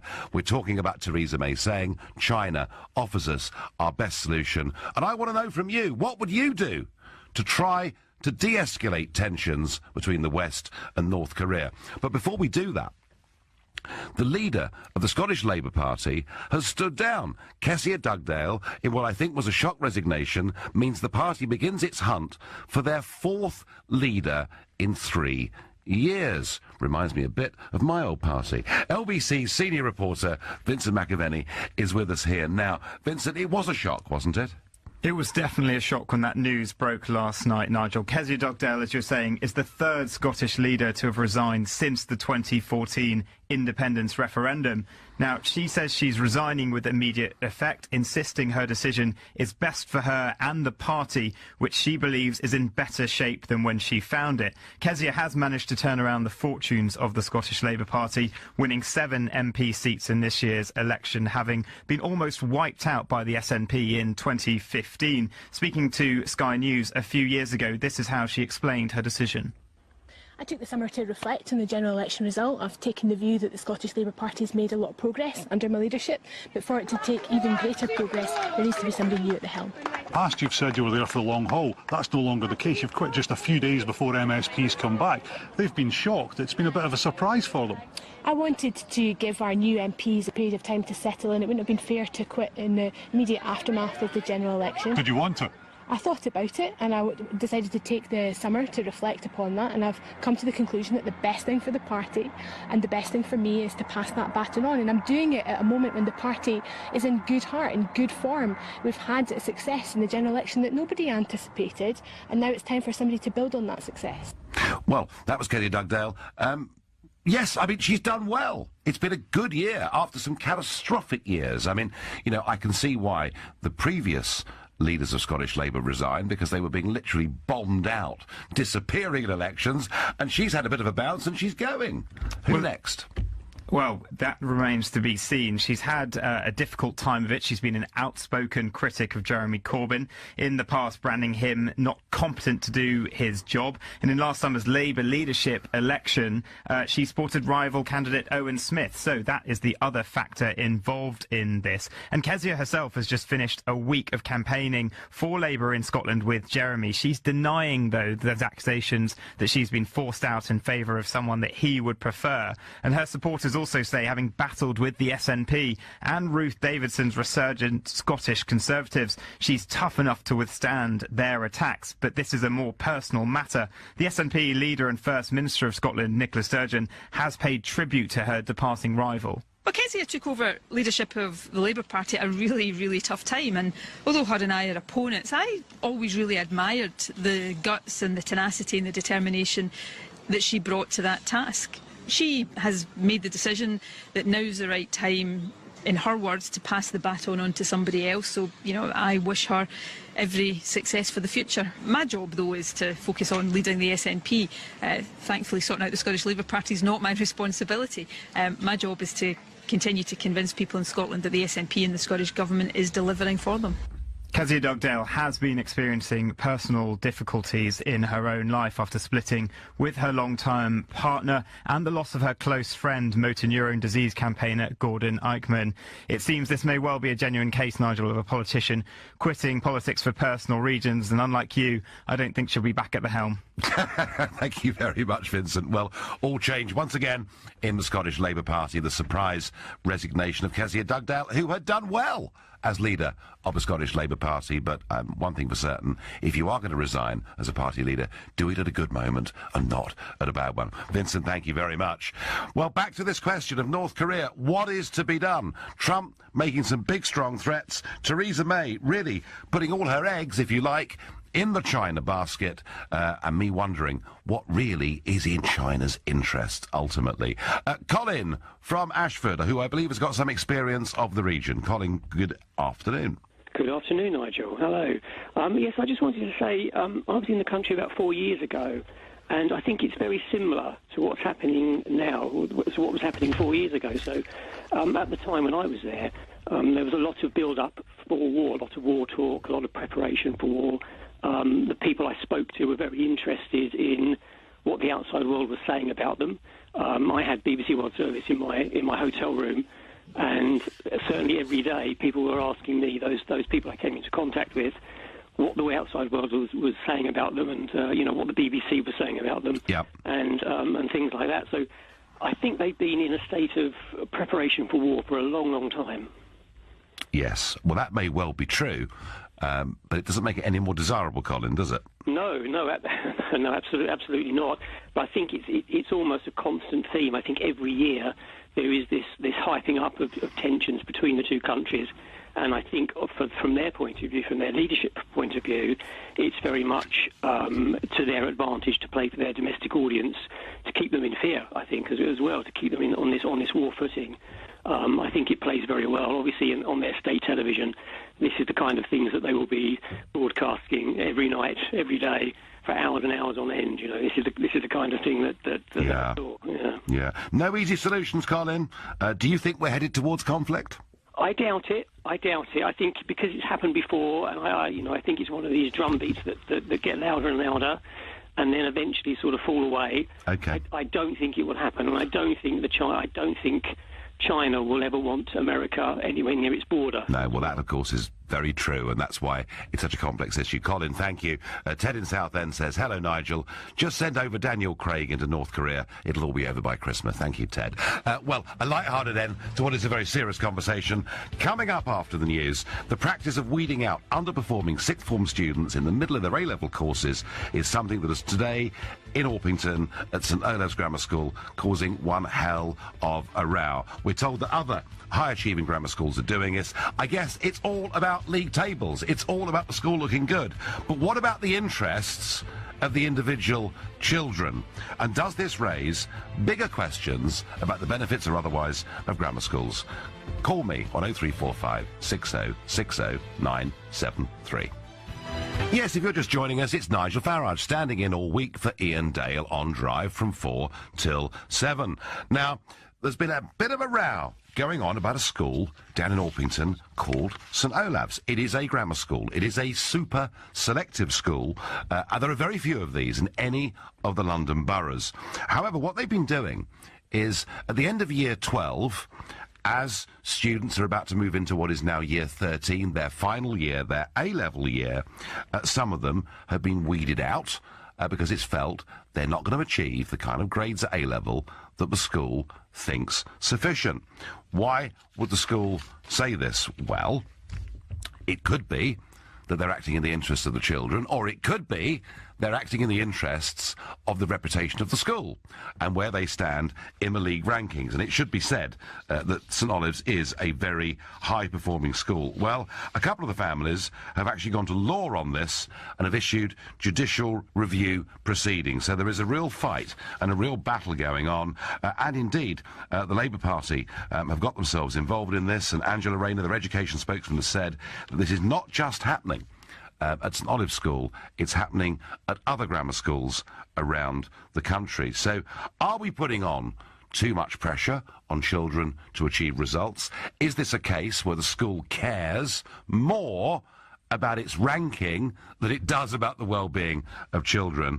And perhaps there is an even bigger debate around grammar schools. Now, I have to declare a strong interest in this. I think the abolition of hundreds of grammar schools all over the country, which happened in the 1960s, 70s, into the 80s, I think it was an absolute wanton act of vandalism. I still believe very strongly that grammar schools give children who've got parents of modest means the very best opportunity, if they're in the high IQ categories, of competing with the brightest children who've got very wealthy parents that can afford the best private schools and for whom tuition fees and everything else at university simply aren't a problem. So I do believe in grammar schools. And actually the county of Kent, which Orpington borders, does have grammar schools, and about 25% of people go to grammar school in Kent. In the case of St Olave's, in the borough of Bromley, it's fewer than 2% of pupils that go to a school like St Olave's. So they are what would be called super selective schools. Do you think that what is being done with students being weeded out at the end of year 12, a year ahead of doing their A-levels, do you think that is the right thing for the school to have done? Or do you think, actually, that this is a case of a school behaving really very, very badly? And by the way, this is not for discipline. They're not being kicked out because they've been caught doing things they shouldn't. It's simply because at either AS level as it was before or internal exams, as the school has now, people are not reaching the right grades. Joe is calling me from Wimbledon. Joe, good evening. Hello, good evening, Nigel. Great to talk to you. The school is a selective school. It is. And it has to keep its numbers in terms of what students are achieving up, and it's not going to do that by taking any old Tom, Dick and Harry and any kind of results and saying that's okay. The kids have to pass a fairly rigorous exam to get into the school, and they have to reach a certain grade. It's a selective school. And, well, it's actually, Joe, it's actually a super selective school, isn't it? Well, there you go. So there you are. So that's exactly why, if people, as they're leaving, because that's obviously what really counts, you know, the kind of O and A, GCSE and A-level results that they're getting, those that are leaving that are about to take those exams, if it's not thought that they're going to do very well, then they won't want them to stay because it shows up in their league, you know, in their league table. And they are, as you say, a super selective school. People won't want to send their kids to a super selective school if it's not being super selective, will they? Yeah, I mean, on the website for the school, they boast that this year's A-level students achieved 96% A-star to B grades, so 75%. Yeah, I mean, actually, yeah, and 75% of all their A-level grades were A-star or A. So this is a very, very high-performing school. But hey, you know, you're 17 years old. You've got just a year left of school, well, in fact, less than that, because the exams come early, don't they? And you're suddenly turfed out. It's a bit rough in one way, isn't it, Joe? It is, Nigel, but the fact is, you know, those kids are going to... All right, you want to call it an exam factory, then you can. All right? But those kids are going to have been sort of tailored and kind of, you know, primped and preened into this sort of stream from the minute they get there. So they will be used to working hard, and it's expected that they should be reaching, you know, hitting the top. So if they're not, then something's gone a bit wrong. Well, maybe they're reaching the top, Joe. Maybe the school, and I by the way, I don't want to be sued by St Olives, but I just maybe, maybe schools like this achieve very high grades because they do weed out students who aren't going to get good grades, and that could be used in a pretty cynical way, couldn't it? I don't think they're being cynical. I just think they're being real. They are a super selective school, end of. And it's tough. Okay. It's a tough lesson to learn at that age, but, you know, that's what you get when you go through that school. And they're very lucky to have been able to have gone through that school because not everyone gets there. No, that's very true. You know, no, that's very true. So they've been lucky already, haven't they? It's Darwinian survival of the fittest, Joe, is it? I'm afraid so. That's life. Well, it is. And one thing for certain, when you leave school, you find that life is pretty unfair. And I do agree with that. Joe from Wimbledon, I thank you very much indeed. You know, Joe, defending what they're doing, I do believe in grammar schools. I do honestly think that one of the reasons that the class divide has widened so much in this country is because we abolished grammar schools. I genuinely believe that. And I'm going next to British Columbia, to Nick. Hello there. Hello, Nigel. Hi. So, now, I understand that you've called from the other side of the world to tell me that I'm completely wrong. Well, first of all, I live in a country that, like the US, that has no grammar schools. Basically, the public education system here is good enough that when you look at the top 10 schools in Vancouver, there are 2 private schools and 8 public schools. Now, yes, parents will move to an area that has a better public school, but on the whole, in North America, in fact, in most of the rest of the world, they don't adhere to Victorian education systems in an attempt to look back to the imperial past. Oh, Nick. Maybe they do better technically. Nick, come on. That is ridiculous. To call grammar schools Victorian is ridiculous. Many of them were going centuries before Queen Victoria got to the throne. This is true. I went to a school in England that was founded in the 1560s myself. Well, there you go. It couldn't teach a damn thing about computers and engineering, which is maybe why Britain's falling back in those subjects. The one thing I did want to say about this was, if you're going to have a league ranking system for parents to look at so that they can tell which schools will do the best jobs of educating their children as opposed to selecting the brightest kids, then allowing schools to kick kids out makes a mockery of that league ranking system. You would have to have a corollary within that league ranking system that said, yes, this school achieves 95% in A-levels, but it kicks 50% of its kids out to get there. Yeah. As a parent, you need to know that, because if little Johnny is not maybe quite as bright as the others, you don't want to send him to that school, even if you can get him in through hell or high water. This makes a mockery of the ranking system. Yeah, I mean, we're not talking here, Nick, about 50% being turfed out. We're talking about a dozen students in a year. But I do take your point, and this can be used extremely cynically. So, Nick, I mean, tell me, do you have good memories of your grammar school days or not? I wasn't actually. I was at a grammar school. It was a church school that was a grammar school that turned into a comprehensive modern. Yeah. And it's closed down since. No, my dad went to grammar school. My grandfather's a doctor. I came from a lower middle class family. I have to say that if you look at the outcomes of British education, it's not producing the outcomes we need as a country. It's not producing. I mean, I cannot see the Bill Gates and Stephen Jobs coming out of either the private or the grammar school system in Britain. We need to do technical. Well, certainly. Not grammar, not history. No, I mean, certainly, Nick, I agree with that. Engineering, we've got a massive problem. Science, we've got a massive problem. Technology, medicine, the STEM subjects, as they're known, we have got a huge problem. And, Nick, what's happening is people are leaving school, going to university and just not choosing these subjects at university. But I do stick to my point, Nick, fair or unfair though it may be, you know, I do genuinely believe that there are parts of this country, particularly in some of the big cities, where bright, 11-year-old boys and girls will not achieve their best in those schools. They'll be dragged back, and I do think it's actually tragic waste of talent in this country that a lot of kids from what you might call working class or poorer backgrounds don't get the educational opportunity that they deserve, and that's what gets me, Nick. Well, maybe the answer is to do a better job of educating, build better public schools, build better state schools. Maybe that's the answer. Maybe get away from the class system that has destroyed Britain in the last 100 years. But grammar schools... We have Eton, the school that produces the most prime ministers in Britain, scores 168th on STEM subjects. Yeah. It's little better than the comprehensive modern down the road, and yet that's where we pick our prime ministers from. Germany's prime minister has a PhD in quantum chemistry, for God's sake. Well, and Mrs. Ours has a low second in geography. And Mrs. Thatcher was a chemist, of course, just to remind those who either love her memory or loathe it. Nick, I thank you very much indeed. So it is a big debate. It's a very real debate.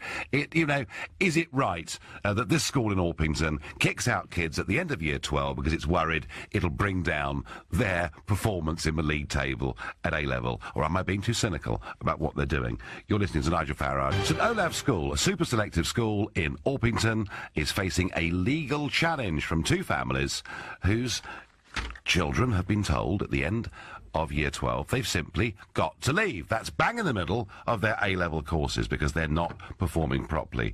Is that done because actually these kids deserve not to be there, or is it being done because actually what's really going on here is the school wants to achieve the best possible ranking that it can? And we're going to a former student of that school, Mark, who lives in the borough of Bromley. Mark, hello. Hello, Nigel. Hi there. So what's your story, Mark? Well, I joined the school from Year 7, and I was there all the way through to Year 13. I'm at university now. Yep. And I think there are definitely two sides to this, because the school evicts students effectively at two stages. It does so after Year 11, after the GCSEs, and it does so in the middle of in the middle of the A-level course at the end of Year 12. And I think that there is a distinction to be made between the two, because all through the lower school, and I will say that the teaching's always been very good. I wouldn't say it was a very high-pressure environment generally, but there certainly is the overbearing impression from the management all the way through that if you don't get your 6 A's at GCSE, you won't be coming into the sixth form. But that, in a way, Mark, that's fair enough, isn't it? Because, I think so. GCSE is a big break, isn't it? You finish that major part of the education cycle, you're now moving on to the next one. And I think the school is fully entitled at GCSE to say, look, we're a super selective school with a big reputation. Sorry, you've not made the grade. I haven't got a problem with that, Mark. I really understand that. What I do think is a bit cynical is to say to people, at the end of the first year of their A-level course, we don't want you. I mean, where do those people go to? No, I completely agree with you on that, because one part of the difference is that it's always made clear to people what they have to get at GCSE, and of course it is normal for sixth form colleges and sixth forms at schools to have entry requirements. Yes. But what's not normal is to be kicked out at the end of Year 12. As I understand it, I'm not there now, but some people were actually told their place had been removed before they even sat their exams at the end of Year 12. Could that be behavioural, Mark, or not? The impression I've got, I in close contact with students there now, is no. I think it was to do with performance. And the difficulty, of course, for those students is that it's very hard to then find another sixth form that A, will let them carry on the subjects that they were doing, and also on the same board, matching up modules. The people in my year who were evicted at the end of Year 12, they were all kicked out after their AS results rather than before. But they mostly had to end up going private because they simply couldn't find the sixth form in the state sector that could support them. Now, the AS level has basically stopped now, though, hasn't it? Yeah, and that's my understanding, yeah. Yeah, because it's the GCSE, it's the A-level, but that year in between, the end of Year 12, those exams have now stopped. I mean, overall, Mark, was it a good education that you got there? I think I got a very good education there. I was fortunate in that with my grades I was actually allowed to stay, but I did see a lot of people struggle with the pressure. To an extent, that's sort of what you sign up for if you go for a highly selective school. But I'm not sure it is right to be kicking people out halfway through the AS course, because at that stage, finding a second choice is not I'm absolutely at one with you, and I suspect you're right that this will involve many parents actually having to go private for the last year, because getting the courses they're doing at other schools simply won't be easy. I have to say, my impressions of the place, I get my car service at the end of the road where your school is, and I often drive past it and see some of those pupils around.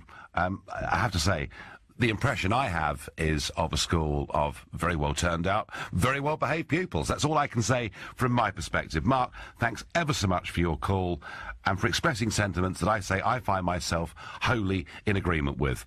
At GCSE level, in a super selective school, you know, people are told already what they have to attain to stay on. To do it in between, right in the middle of an A-level course, I don't like it very much. I wonder what Catherine from Greenwich thinks about the behaviour of this school. Catherine, good evening. Hi, how are you? I'm very well, thanks. And you?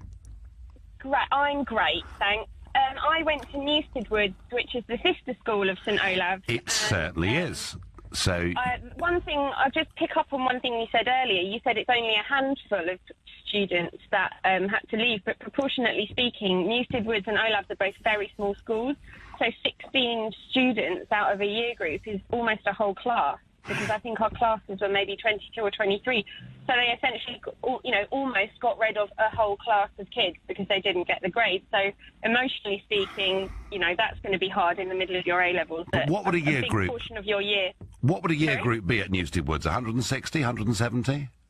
When I went, it was a lot less than that. There were Was five. We were the first. It's not in the not so distant history. We were 5 classes, so I think there was about 24, 25 in each class. It was about 120 students, and I think maybe it's a little bit more now. But there's a lot more. There's a lot more people there now. But still. So when you were there, Catherine, a lot. When I was there, yeah. When you were there, you presumably had to reach a certain standard at GCSE in order to stay on and do the A-level. Yeah, and I did. I smashed my GCSEs. Don't know how. I didn't do any revisions. But a lot of us, it was just... The thing is, we went to a school, it was a great education, and the reason I'm calling you up is because I'm actually quite conflicted, because I have always championed the grammar school. Yes. I've got a really great group of best friends from Newstead, and we all still hang out together. We've been talking about this issue today, and we, amongst us, are conflicted about whether we agree or disagree with grammar schools, and I've always been a champion for grammar schools. I think they're great. I was as naughty as I could be in a school that really pushed education and learning and intelligence and whatever, so there were never any fights.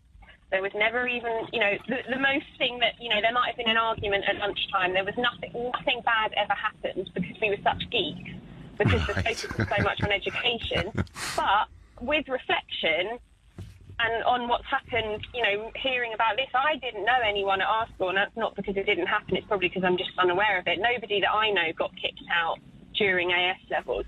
But there was such focus later on in the school on results, and that reflect, my parents were like that as well, and I'm sure a lot of other kids' parents were. It was so important, the grades that you got, and was the that, learning Catherine, and the experience and stuff. Was the emphasis of that performance and those grades, was it in your interests, or was it in the interests of Newstead Woods, or perhaps a bit of both? Well, I've never thought about that. I've never contemplated in whose interests they are, because you think, it's all about me. But actually, lower in the school, I think it was about learning about kids. We're young students. I could tell that lots of my teachers really enjoyed their jobs. Some of them you could tell didn't. But I had some great teachers, and I actually remember their teaching styles as being really enriching. But later on in the school, I think that they only care, with hindsight, I think it was very much about the grades and the numbers, because we very much were pushed to do the Oxbridge interview. Yep. So there was coaching, and there was talks about Oxbridge. There was a trip to Oxbridge, and I know for a fact that it was the same at OLAB. And I was not interested, so I went to art school, and I've now had a very successful career, but I wouldn't say that my A-levels played any part in that. Because I wasn't doing the academic subjects, I did English and psychology, and I did art and design. I was kind of less interest then, so I really didn't get pushed. I was left to my own devices. It was great. I made some great stuff. I had a great time, but I wasn't going to Oxbridge, and therefore I would have less interest. And with reflection, with reflection, you can see that isn't anything to do with me. That's them keeping their grades up and their Oxbridge intake. Well, it sounds like you had a fantastic education. It served you very, very well. It did. You know, and you're a local as well. You went to Dulwich College, so I'm sure you know all about privileged educations. And I do think I went to, in a sense, Catherine, in a sense, I went to one of the greatest grammar schools in the country, because 50% of my year at a private school were paid for by the local authorities. So, I love that you got that in there. Did you get paid by the local authorities? Amazing, Catherine. I cannot think... there's never been a private school in this country that has ever been able to give greater opportunities to people whose parents who couldn't pay the fees. And I think that was a great thing that Dulwich College did. And frankly, given the absence of grammar schools in much of Britain, it's something I would like to see a lot more of the private schools in this country do. I really, genuinely would. Catherine, I thank you very much for your call and your experience. Bill from Faversham, what's your experience of this? Oh, hello, Nigel. Hi. Yes, I had two sons apply to get into OLAS. One of them did, and he managed to get through the sixth form as well. But it's very, very clearly pointed out what you've got to actually achieve in your results to stay on in sixth form. There's no secret, no mystery, just like if you're going to a top university. Yeah, Bill, I've got no problem with that. I've got no problem with that, because that's at GCSE, and it's advertised fully. I understand what you're saying. I'm not fighting that at all. I won't even try to. What I'm saying, Bill, isn't it rather cynical at the end of year 12, in the middle of your A-level course, to be kicked out because you're not perhaps going to get a grade the school wants? It's not about... I don't think it's about that. I think it's actually... It's kind of like they're trying to... give the best to the best, and again, it's another filter.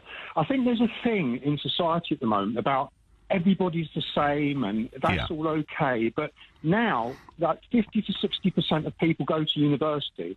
30 years ago, 8% went to university. I know. Now, a lot of people were filtered out, as you know, and this is just another filter. Just if you went to med school, lots of people are filtered out. Yeah. What intrigues me about all of this is a lot of the people that complain about these schools, they all send their kids there. Lots of MPs, lots of them, and they're saying we're going to destroy grammar schools. And what is most infuriating about all of this is I hear lots of public school people who had very, very expensive education. Yep. In fact, some that work for your station saying grammar schools shouldn't exist. I know. I had the benefit because my parents were rich, but to hell with all the rest of you. Bill, I think I know which presenters you're talking about. Thank you very much indeed for your call. It's 6:30. Is Super Selective St Olaf School in Orpington right to turf people out in the middle of their A-level courses? Is that unfair, or is it part of the normal weeding out process that goes on through much of our lives? But before we get back to that and some pretty passionate calls on this subject, let's get a look at today's business news. Let's get an update from Chris Justin from 7 Investment Management. Chris, good evening. Good evening, Nigel. So Aston Martin in the news, I understand.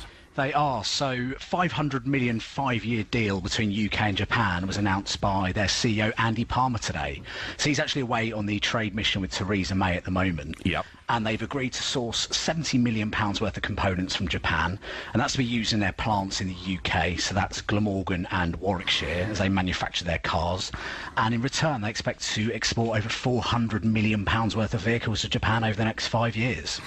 All of which sounds good, Chris, until you understand, of course, that we don't have a trade deal with Japan, and we have tariffs, don't we? 10% tariffs. So everyone in this country who's driving a motor car manufactured in Japan has paid an extra 10% for it. Well, this is the difficulty, but at the same time, I think the government are relying a lot on UK PLC to pull some weight at the moment.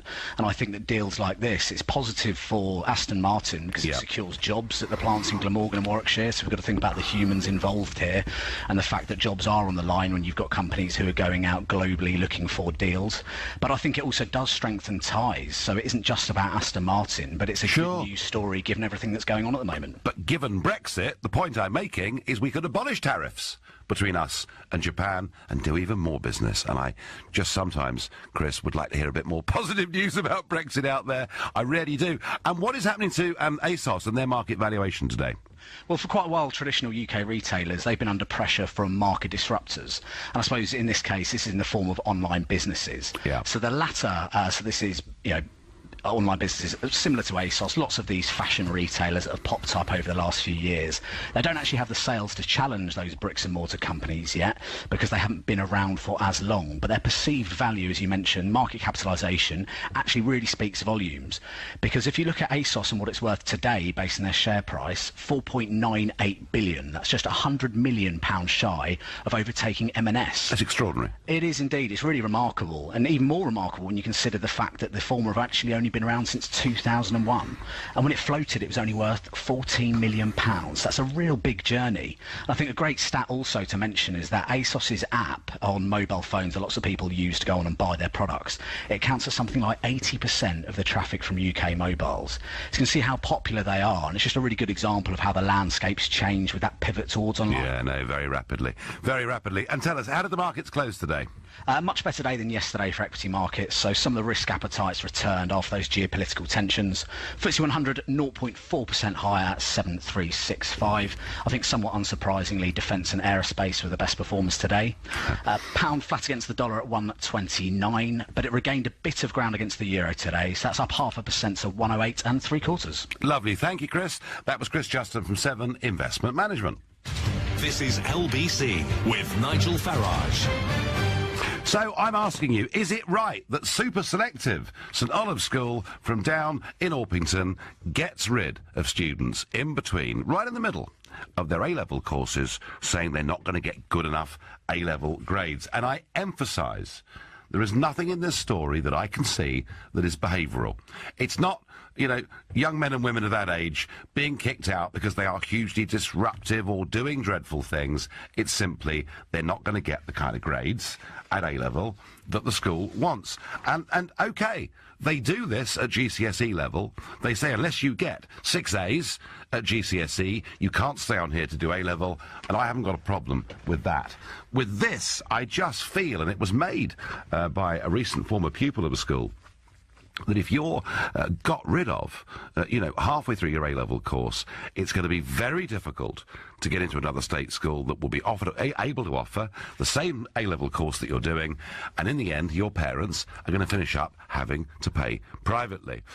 Guess what? Virtually no one gets into the Manchester United Football Academy. No one complains about that, says Dom. Yeah, Dom, come on. To get into this school and to get into Newstead Woods, and these are the two super selective schools within the Bromley Borough, we know it's very, very difficult. We know there is a weeding out process. I have no objection to that competition.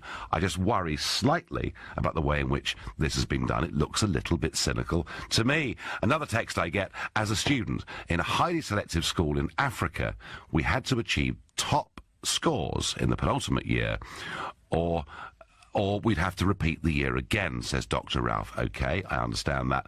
If they are weeding out students that had the results to get in, it's the school that's failed. Also, having less pupils means it's easier to get good results, says Rachel. Rachel, I understand that, and there are people who think that actually, given that the school has taken the top intelligence from the borough to begin with, if by the age of 17 some are not achieving it, that may well be a slight failure on behalf of the school.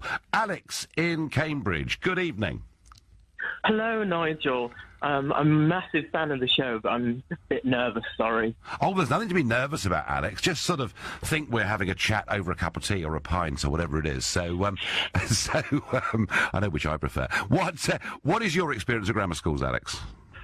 So, actually, in my time in education, I went to a state school, a grammar school, and a private school. Oh, you've got the full house. Right, okay.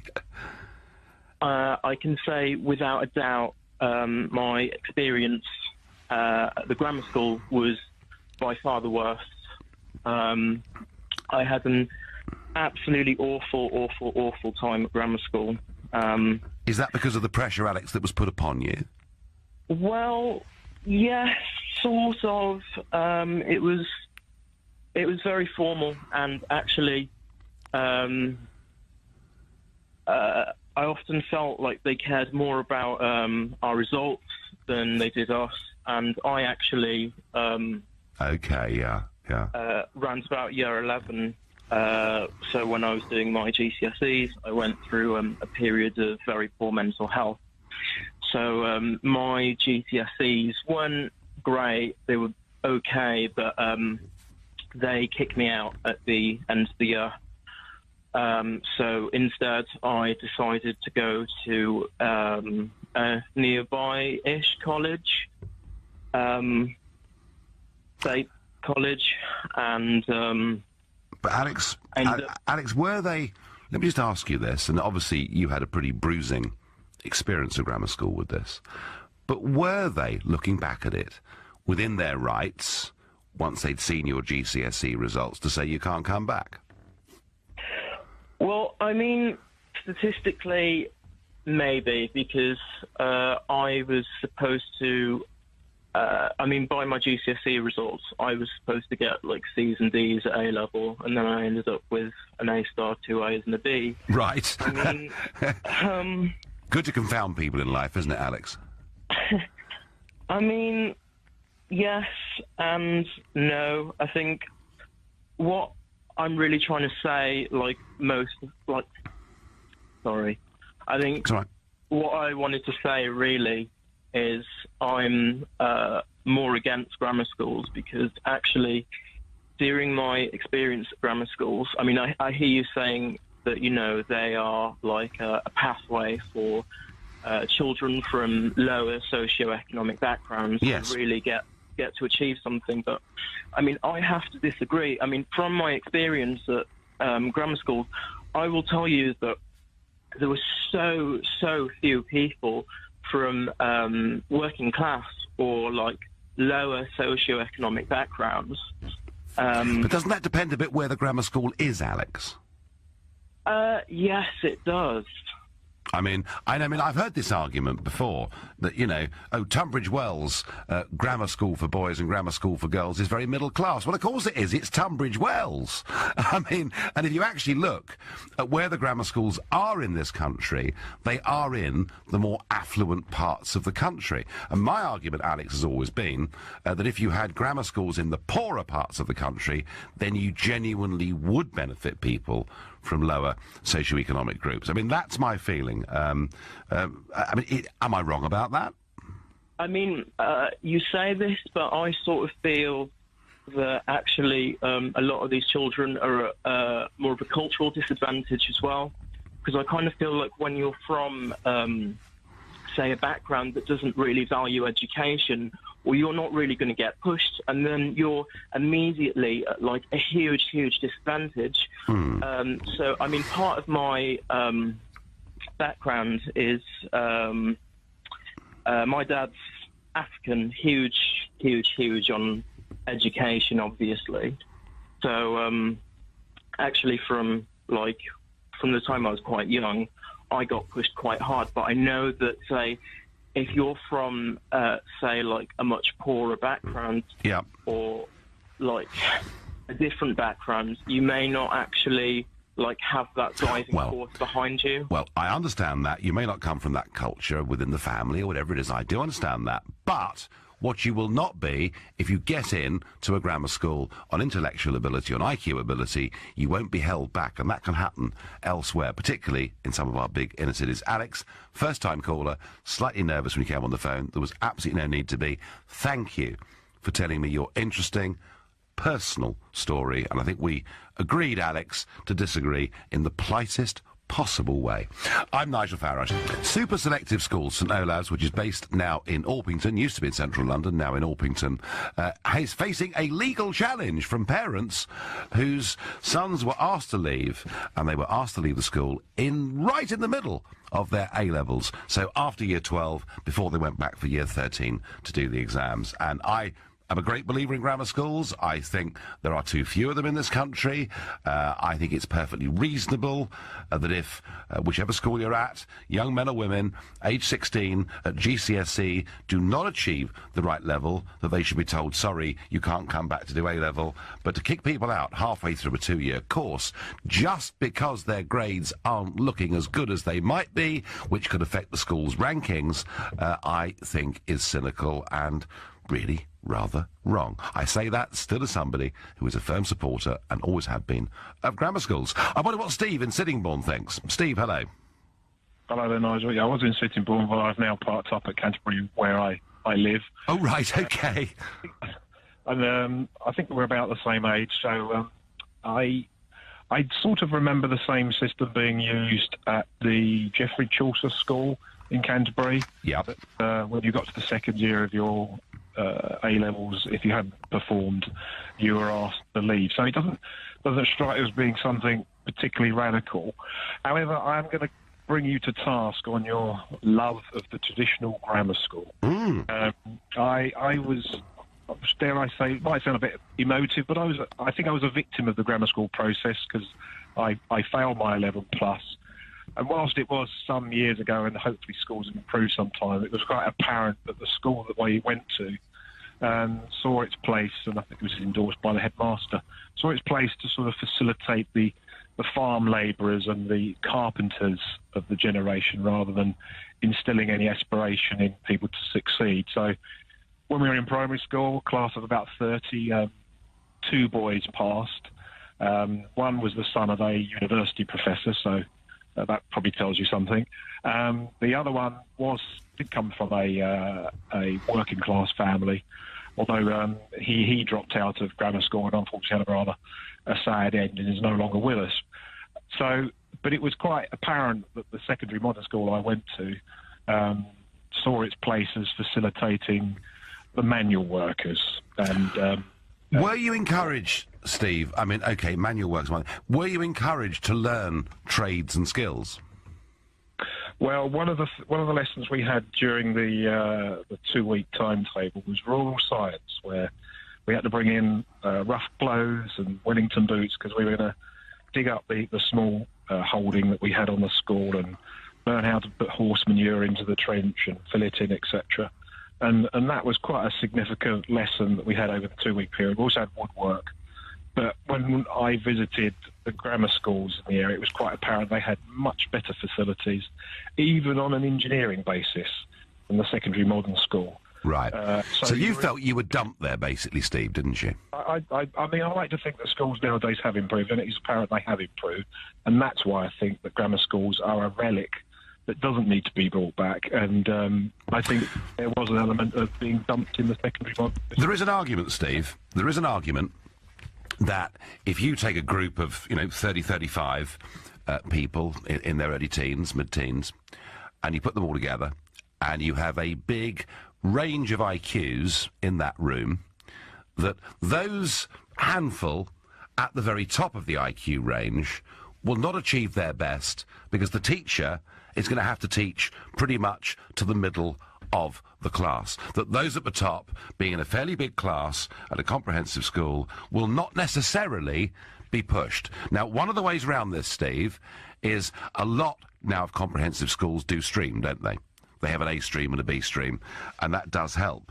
But I've always been convinced of the argument that very bright kids are in danger of their level being dragged down to the average. And I think if that happens, we as a country are losing something. That's my feeling, Steve.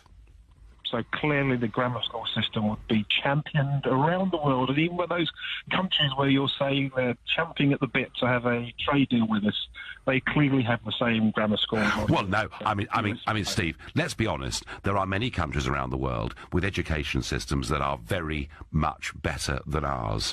And I remember... Why do you need to do that in a separate school? I mean, if you have a much more sophisticated school system that does have these bright people in separate classes, you're making better use of the resources of a larger school, where you're not diluting it across a number of different schools. And I must admit, when I listen to the the leader of the Tory, our current Prime Minister, espousing grammar schools. My heart sank at that rather silly, romantic, rose-tinted, dare I say, educational system that has no place anymore. It's outdated. I'm convincing you, Nigel. Steve, Steve. I mean, listen, we're having a debate about this. I think that you're calling from Kent. Kent is still a county where 25% of 11-year-olds, boys and girls, go to grammar schools, and from what I can see, Steve, that system has overwhelming parental support in Kent. I'm not saying it's perfect. The one thing I'm certain of is if you put everybody into comprehensive schools without streaming, you drag the best down, and yet some of the left-wing educationalists even were opposed to streaming. What I can see now is that many comprehensives are now streaming, which is why I think you're right, schools are getting better. I think we can go further. Steve, a very polite disagreement. I thank you. And my last caller this evening on this subject is going to be Sean, who's calling from Chesterfield. Sean, good evening. Hi, Nigel. How's it going? It's going all right. What was your experience, Sean? Well, I'm a bit torn with this one. I've got experience being in a similar position to these kids, but then I've also taught since as a teacher, so I do have sort of an insight into both sides. Now, in my case, I was somewhat... I left of my own accord, but I was somewhat pushed. And bottom line is, I went from year 7 all the way through to 12, I went to what was considered to be one of the best schools in the area. It's a Catholic school, and much like one of your earlier callers, since day 1 in year 7, you are almost, bred, you're reared with this idea that, you need to achieve if you want to get to sixth form. So, got my grades, went to sixth form, and did very, very well in my GCSEs. And AS, it all collapsed. It all went very, very wrong. Yeah. And, it was a very oppressive school in terms of, how they treated the kids. At the time you're sort of 17, 18, you want to, you're an adult. And, you're making your own, well, you're near enough an adult, a young adult at the very least, making your own decisions. And when I left and went to one of the local comprehensive schools, I ended up getting straight A's, and I absolutely flourished in this environment. So I suppose what I'm wondering is why these parents are going legal and taking this approach when clearly they've not got the grades that they needed to stay in the school. Something's not right. Something's gone wrong. Why are they not seeking to pursue a more a solution that's going to solve the problem? Not exactly. Well, these young people had the year before at GCSE achieved the right grade.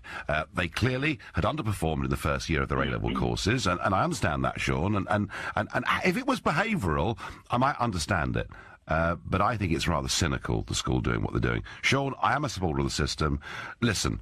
There's no one rule that suits everybody. I just think, Sean, the school's being a bit harsh, that's all. I can see the point. I really can, and I can see where they're coming from. They've got standards to keep up. And it is a very distressing time. But I remember my memories of the situation were very, very traumatic. Yeah, no. School can be horrendous. Sean, I'm going to have to let you go. I'm done for the day. I've very much enjoyed having you company.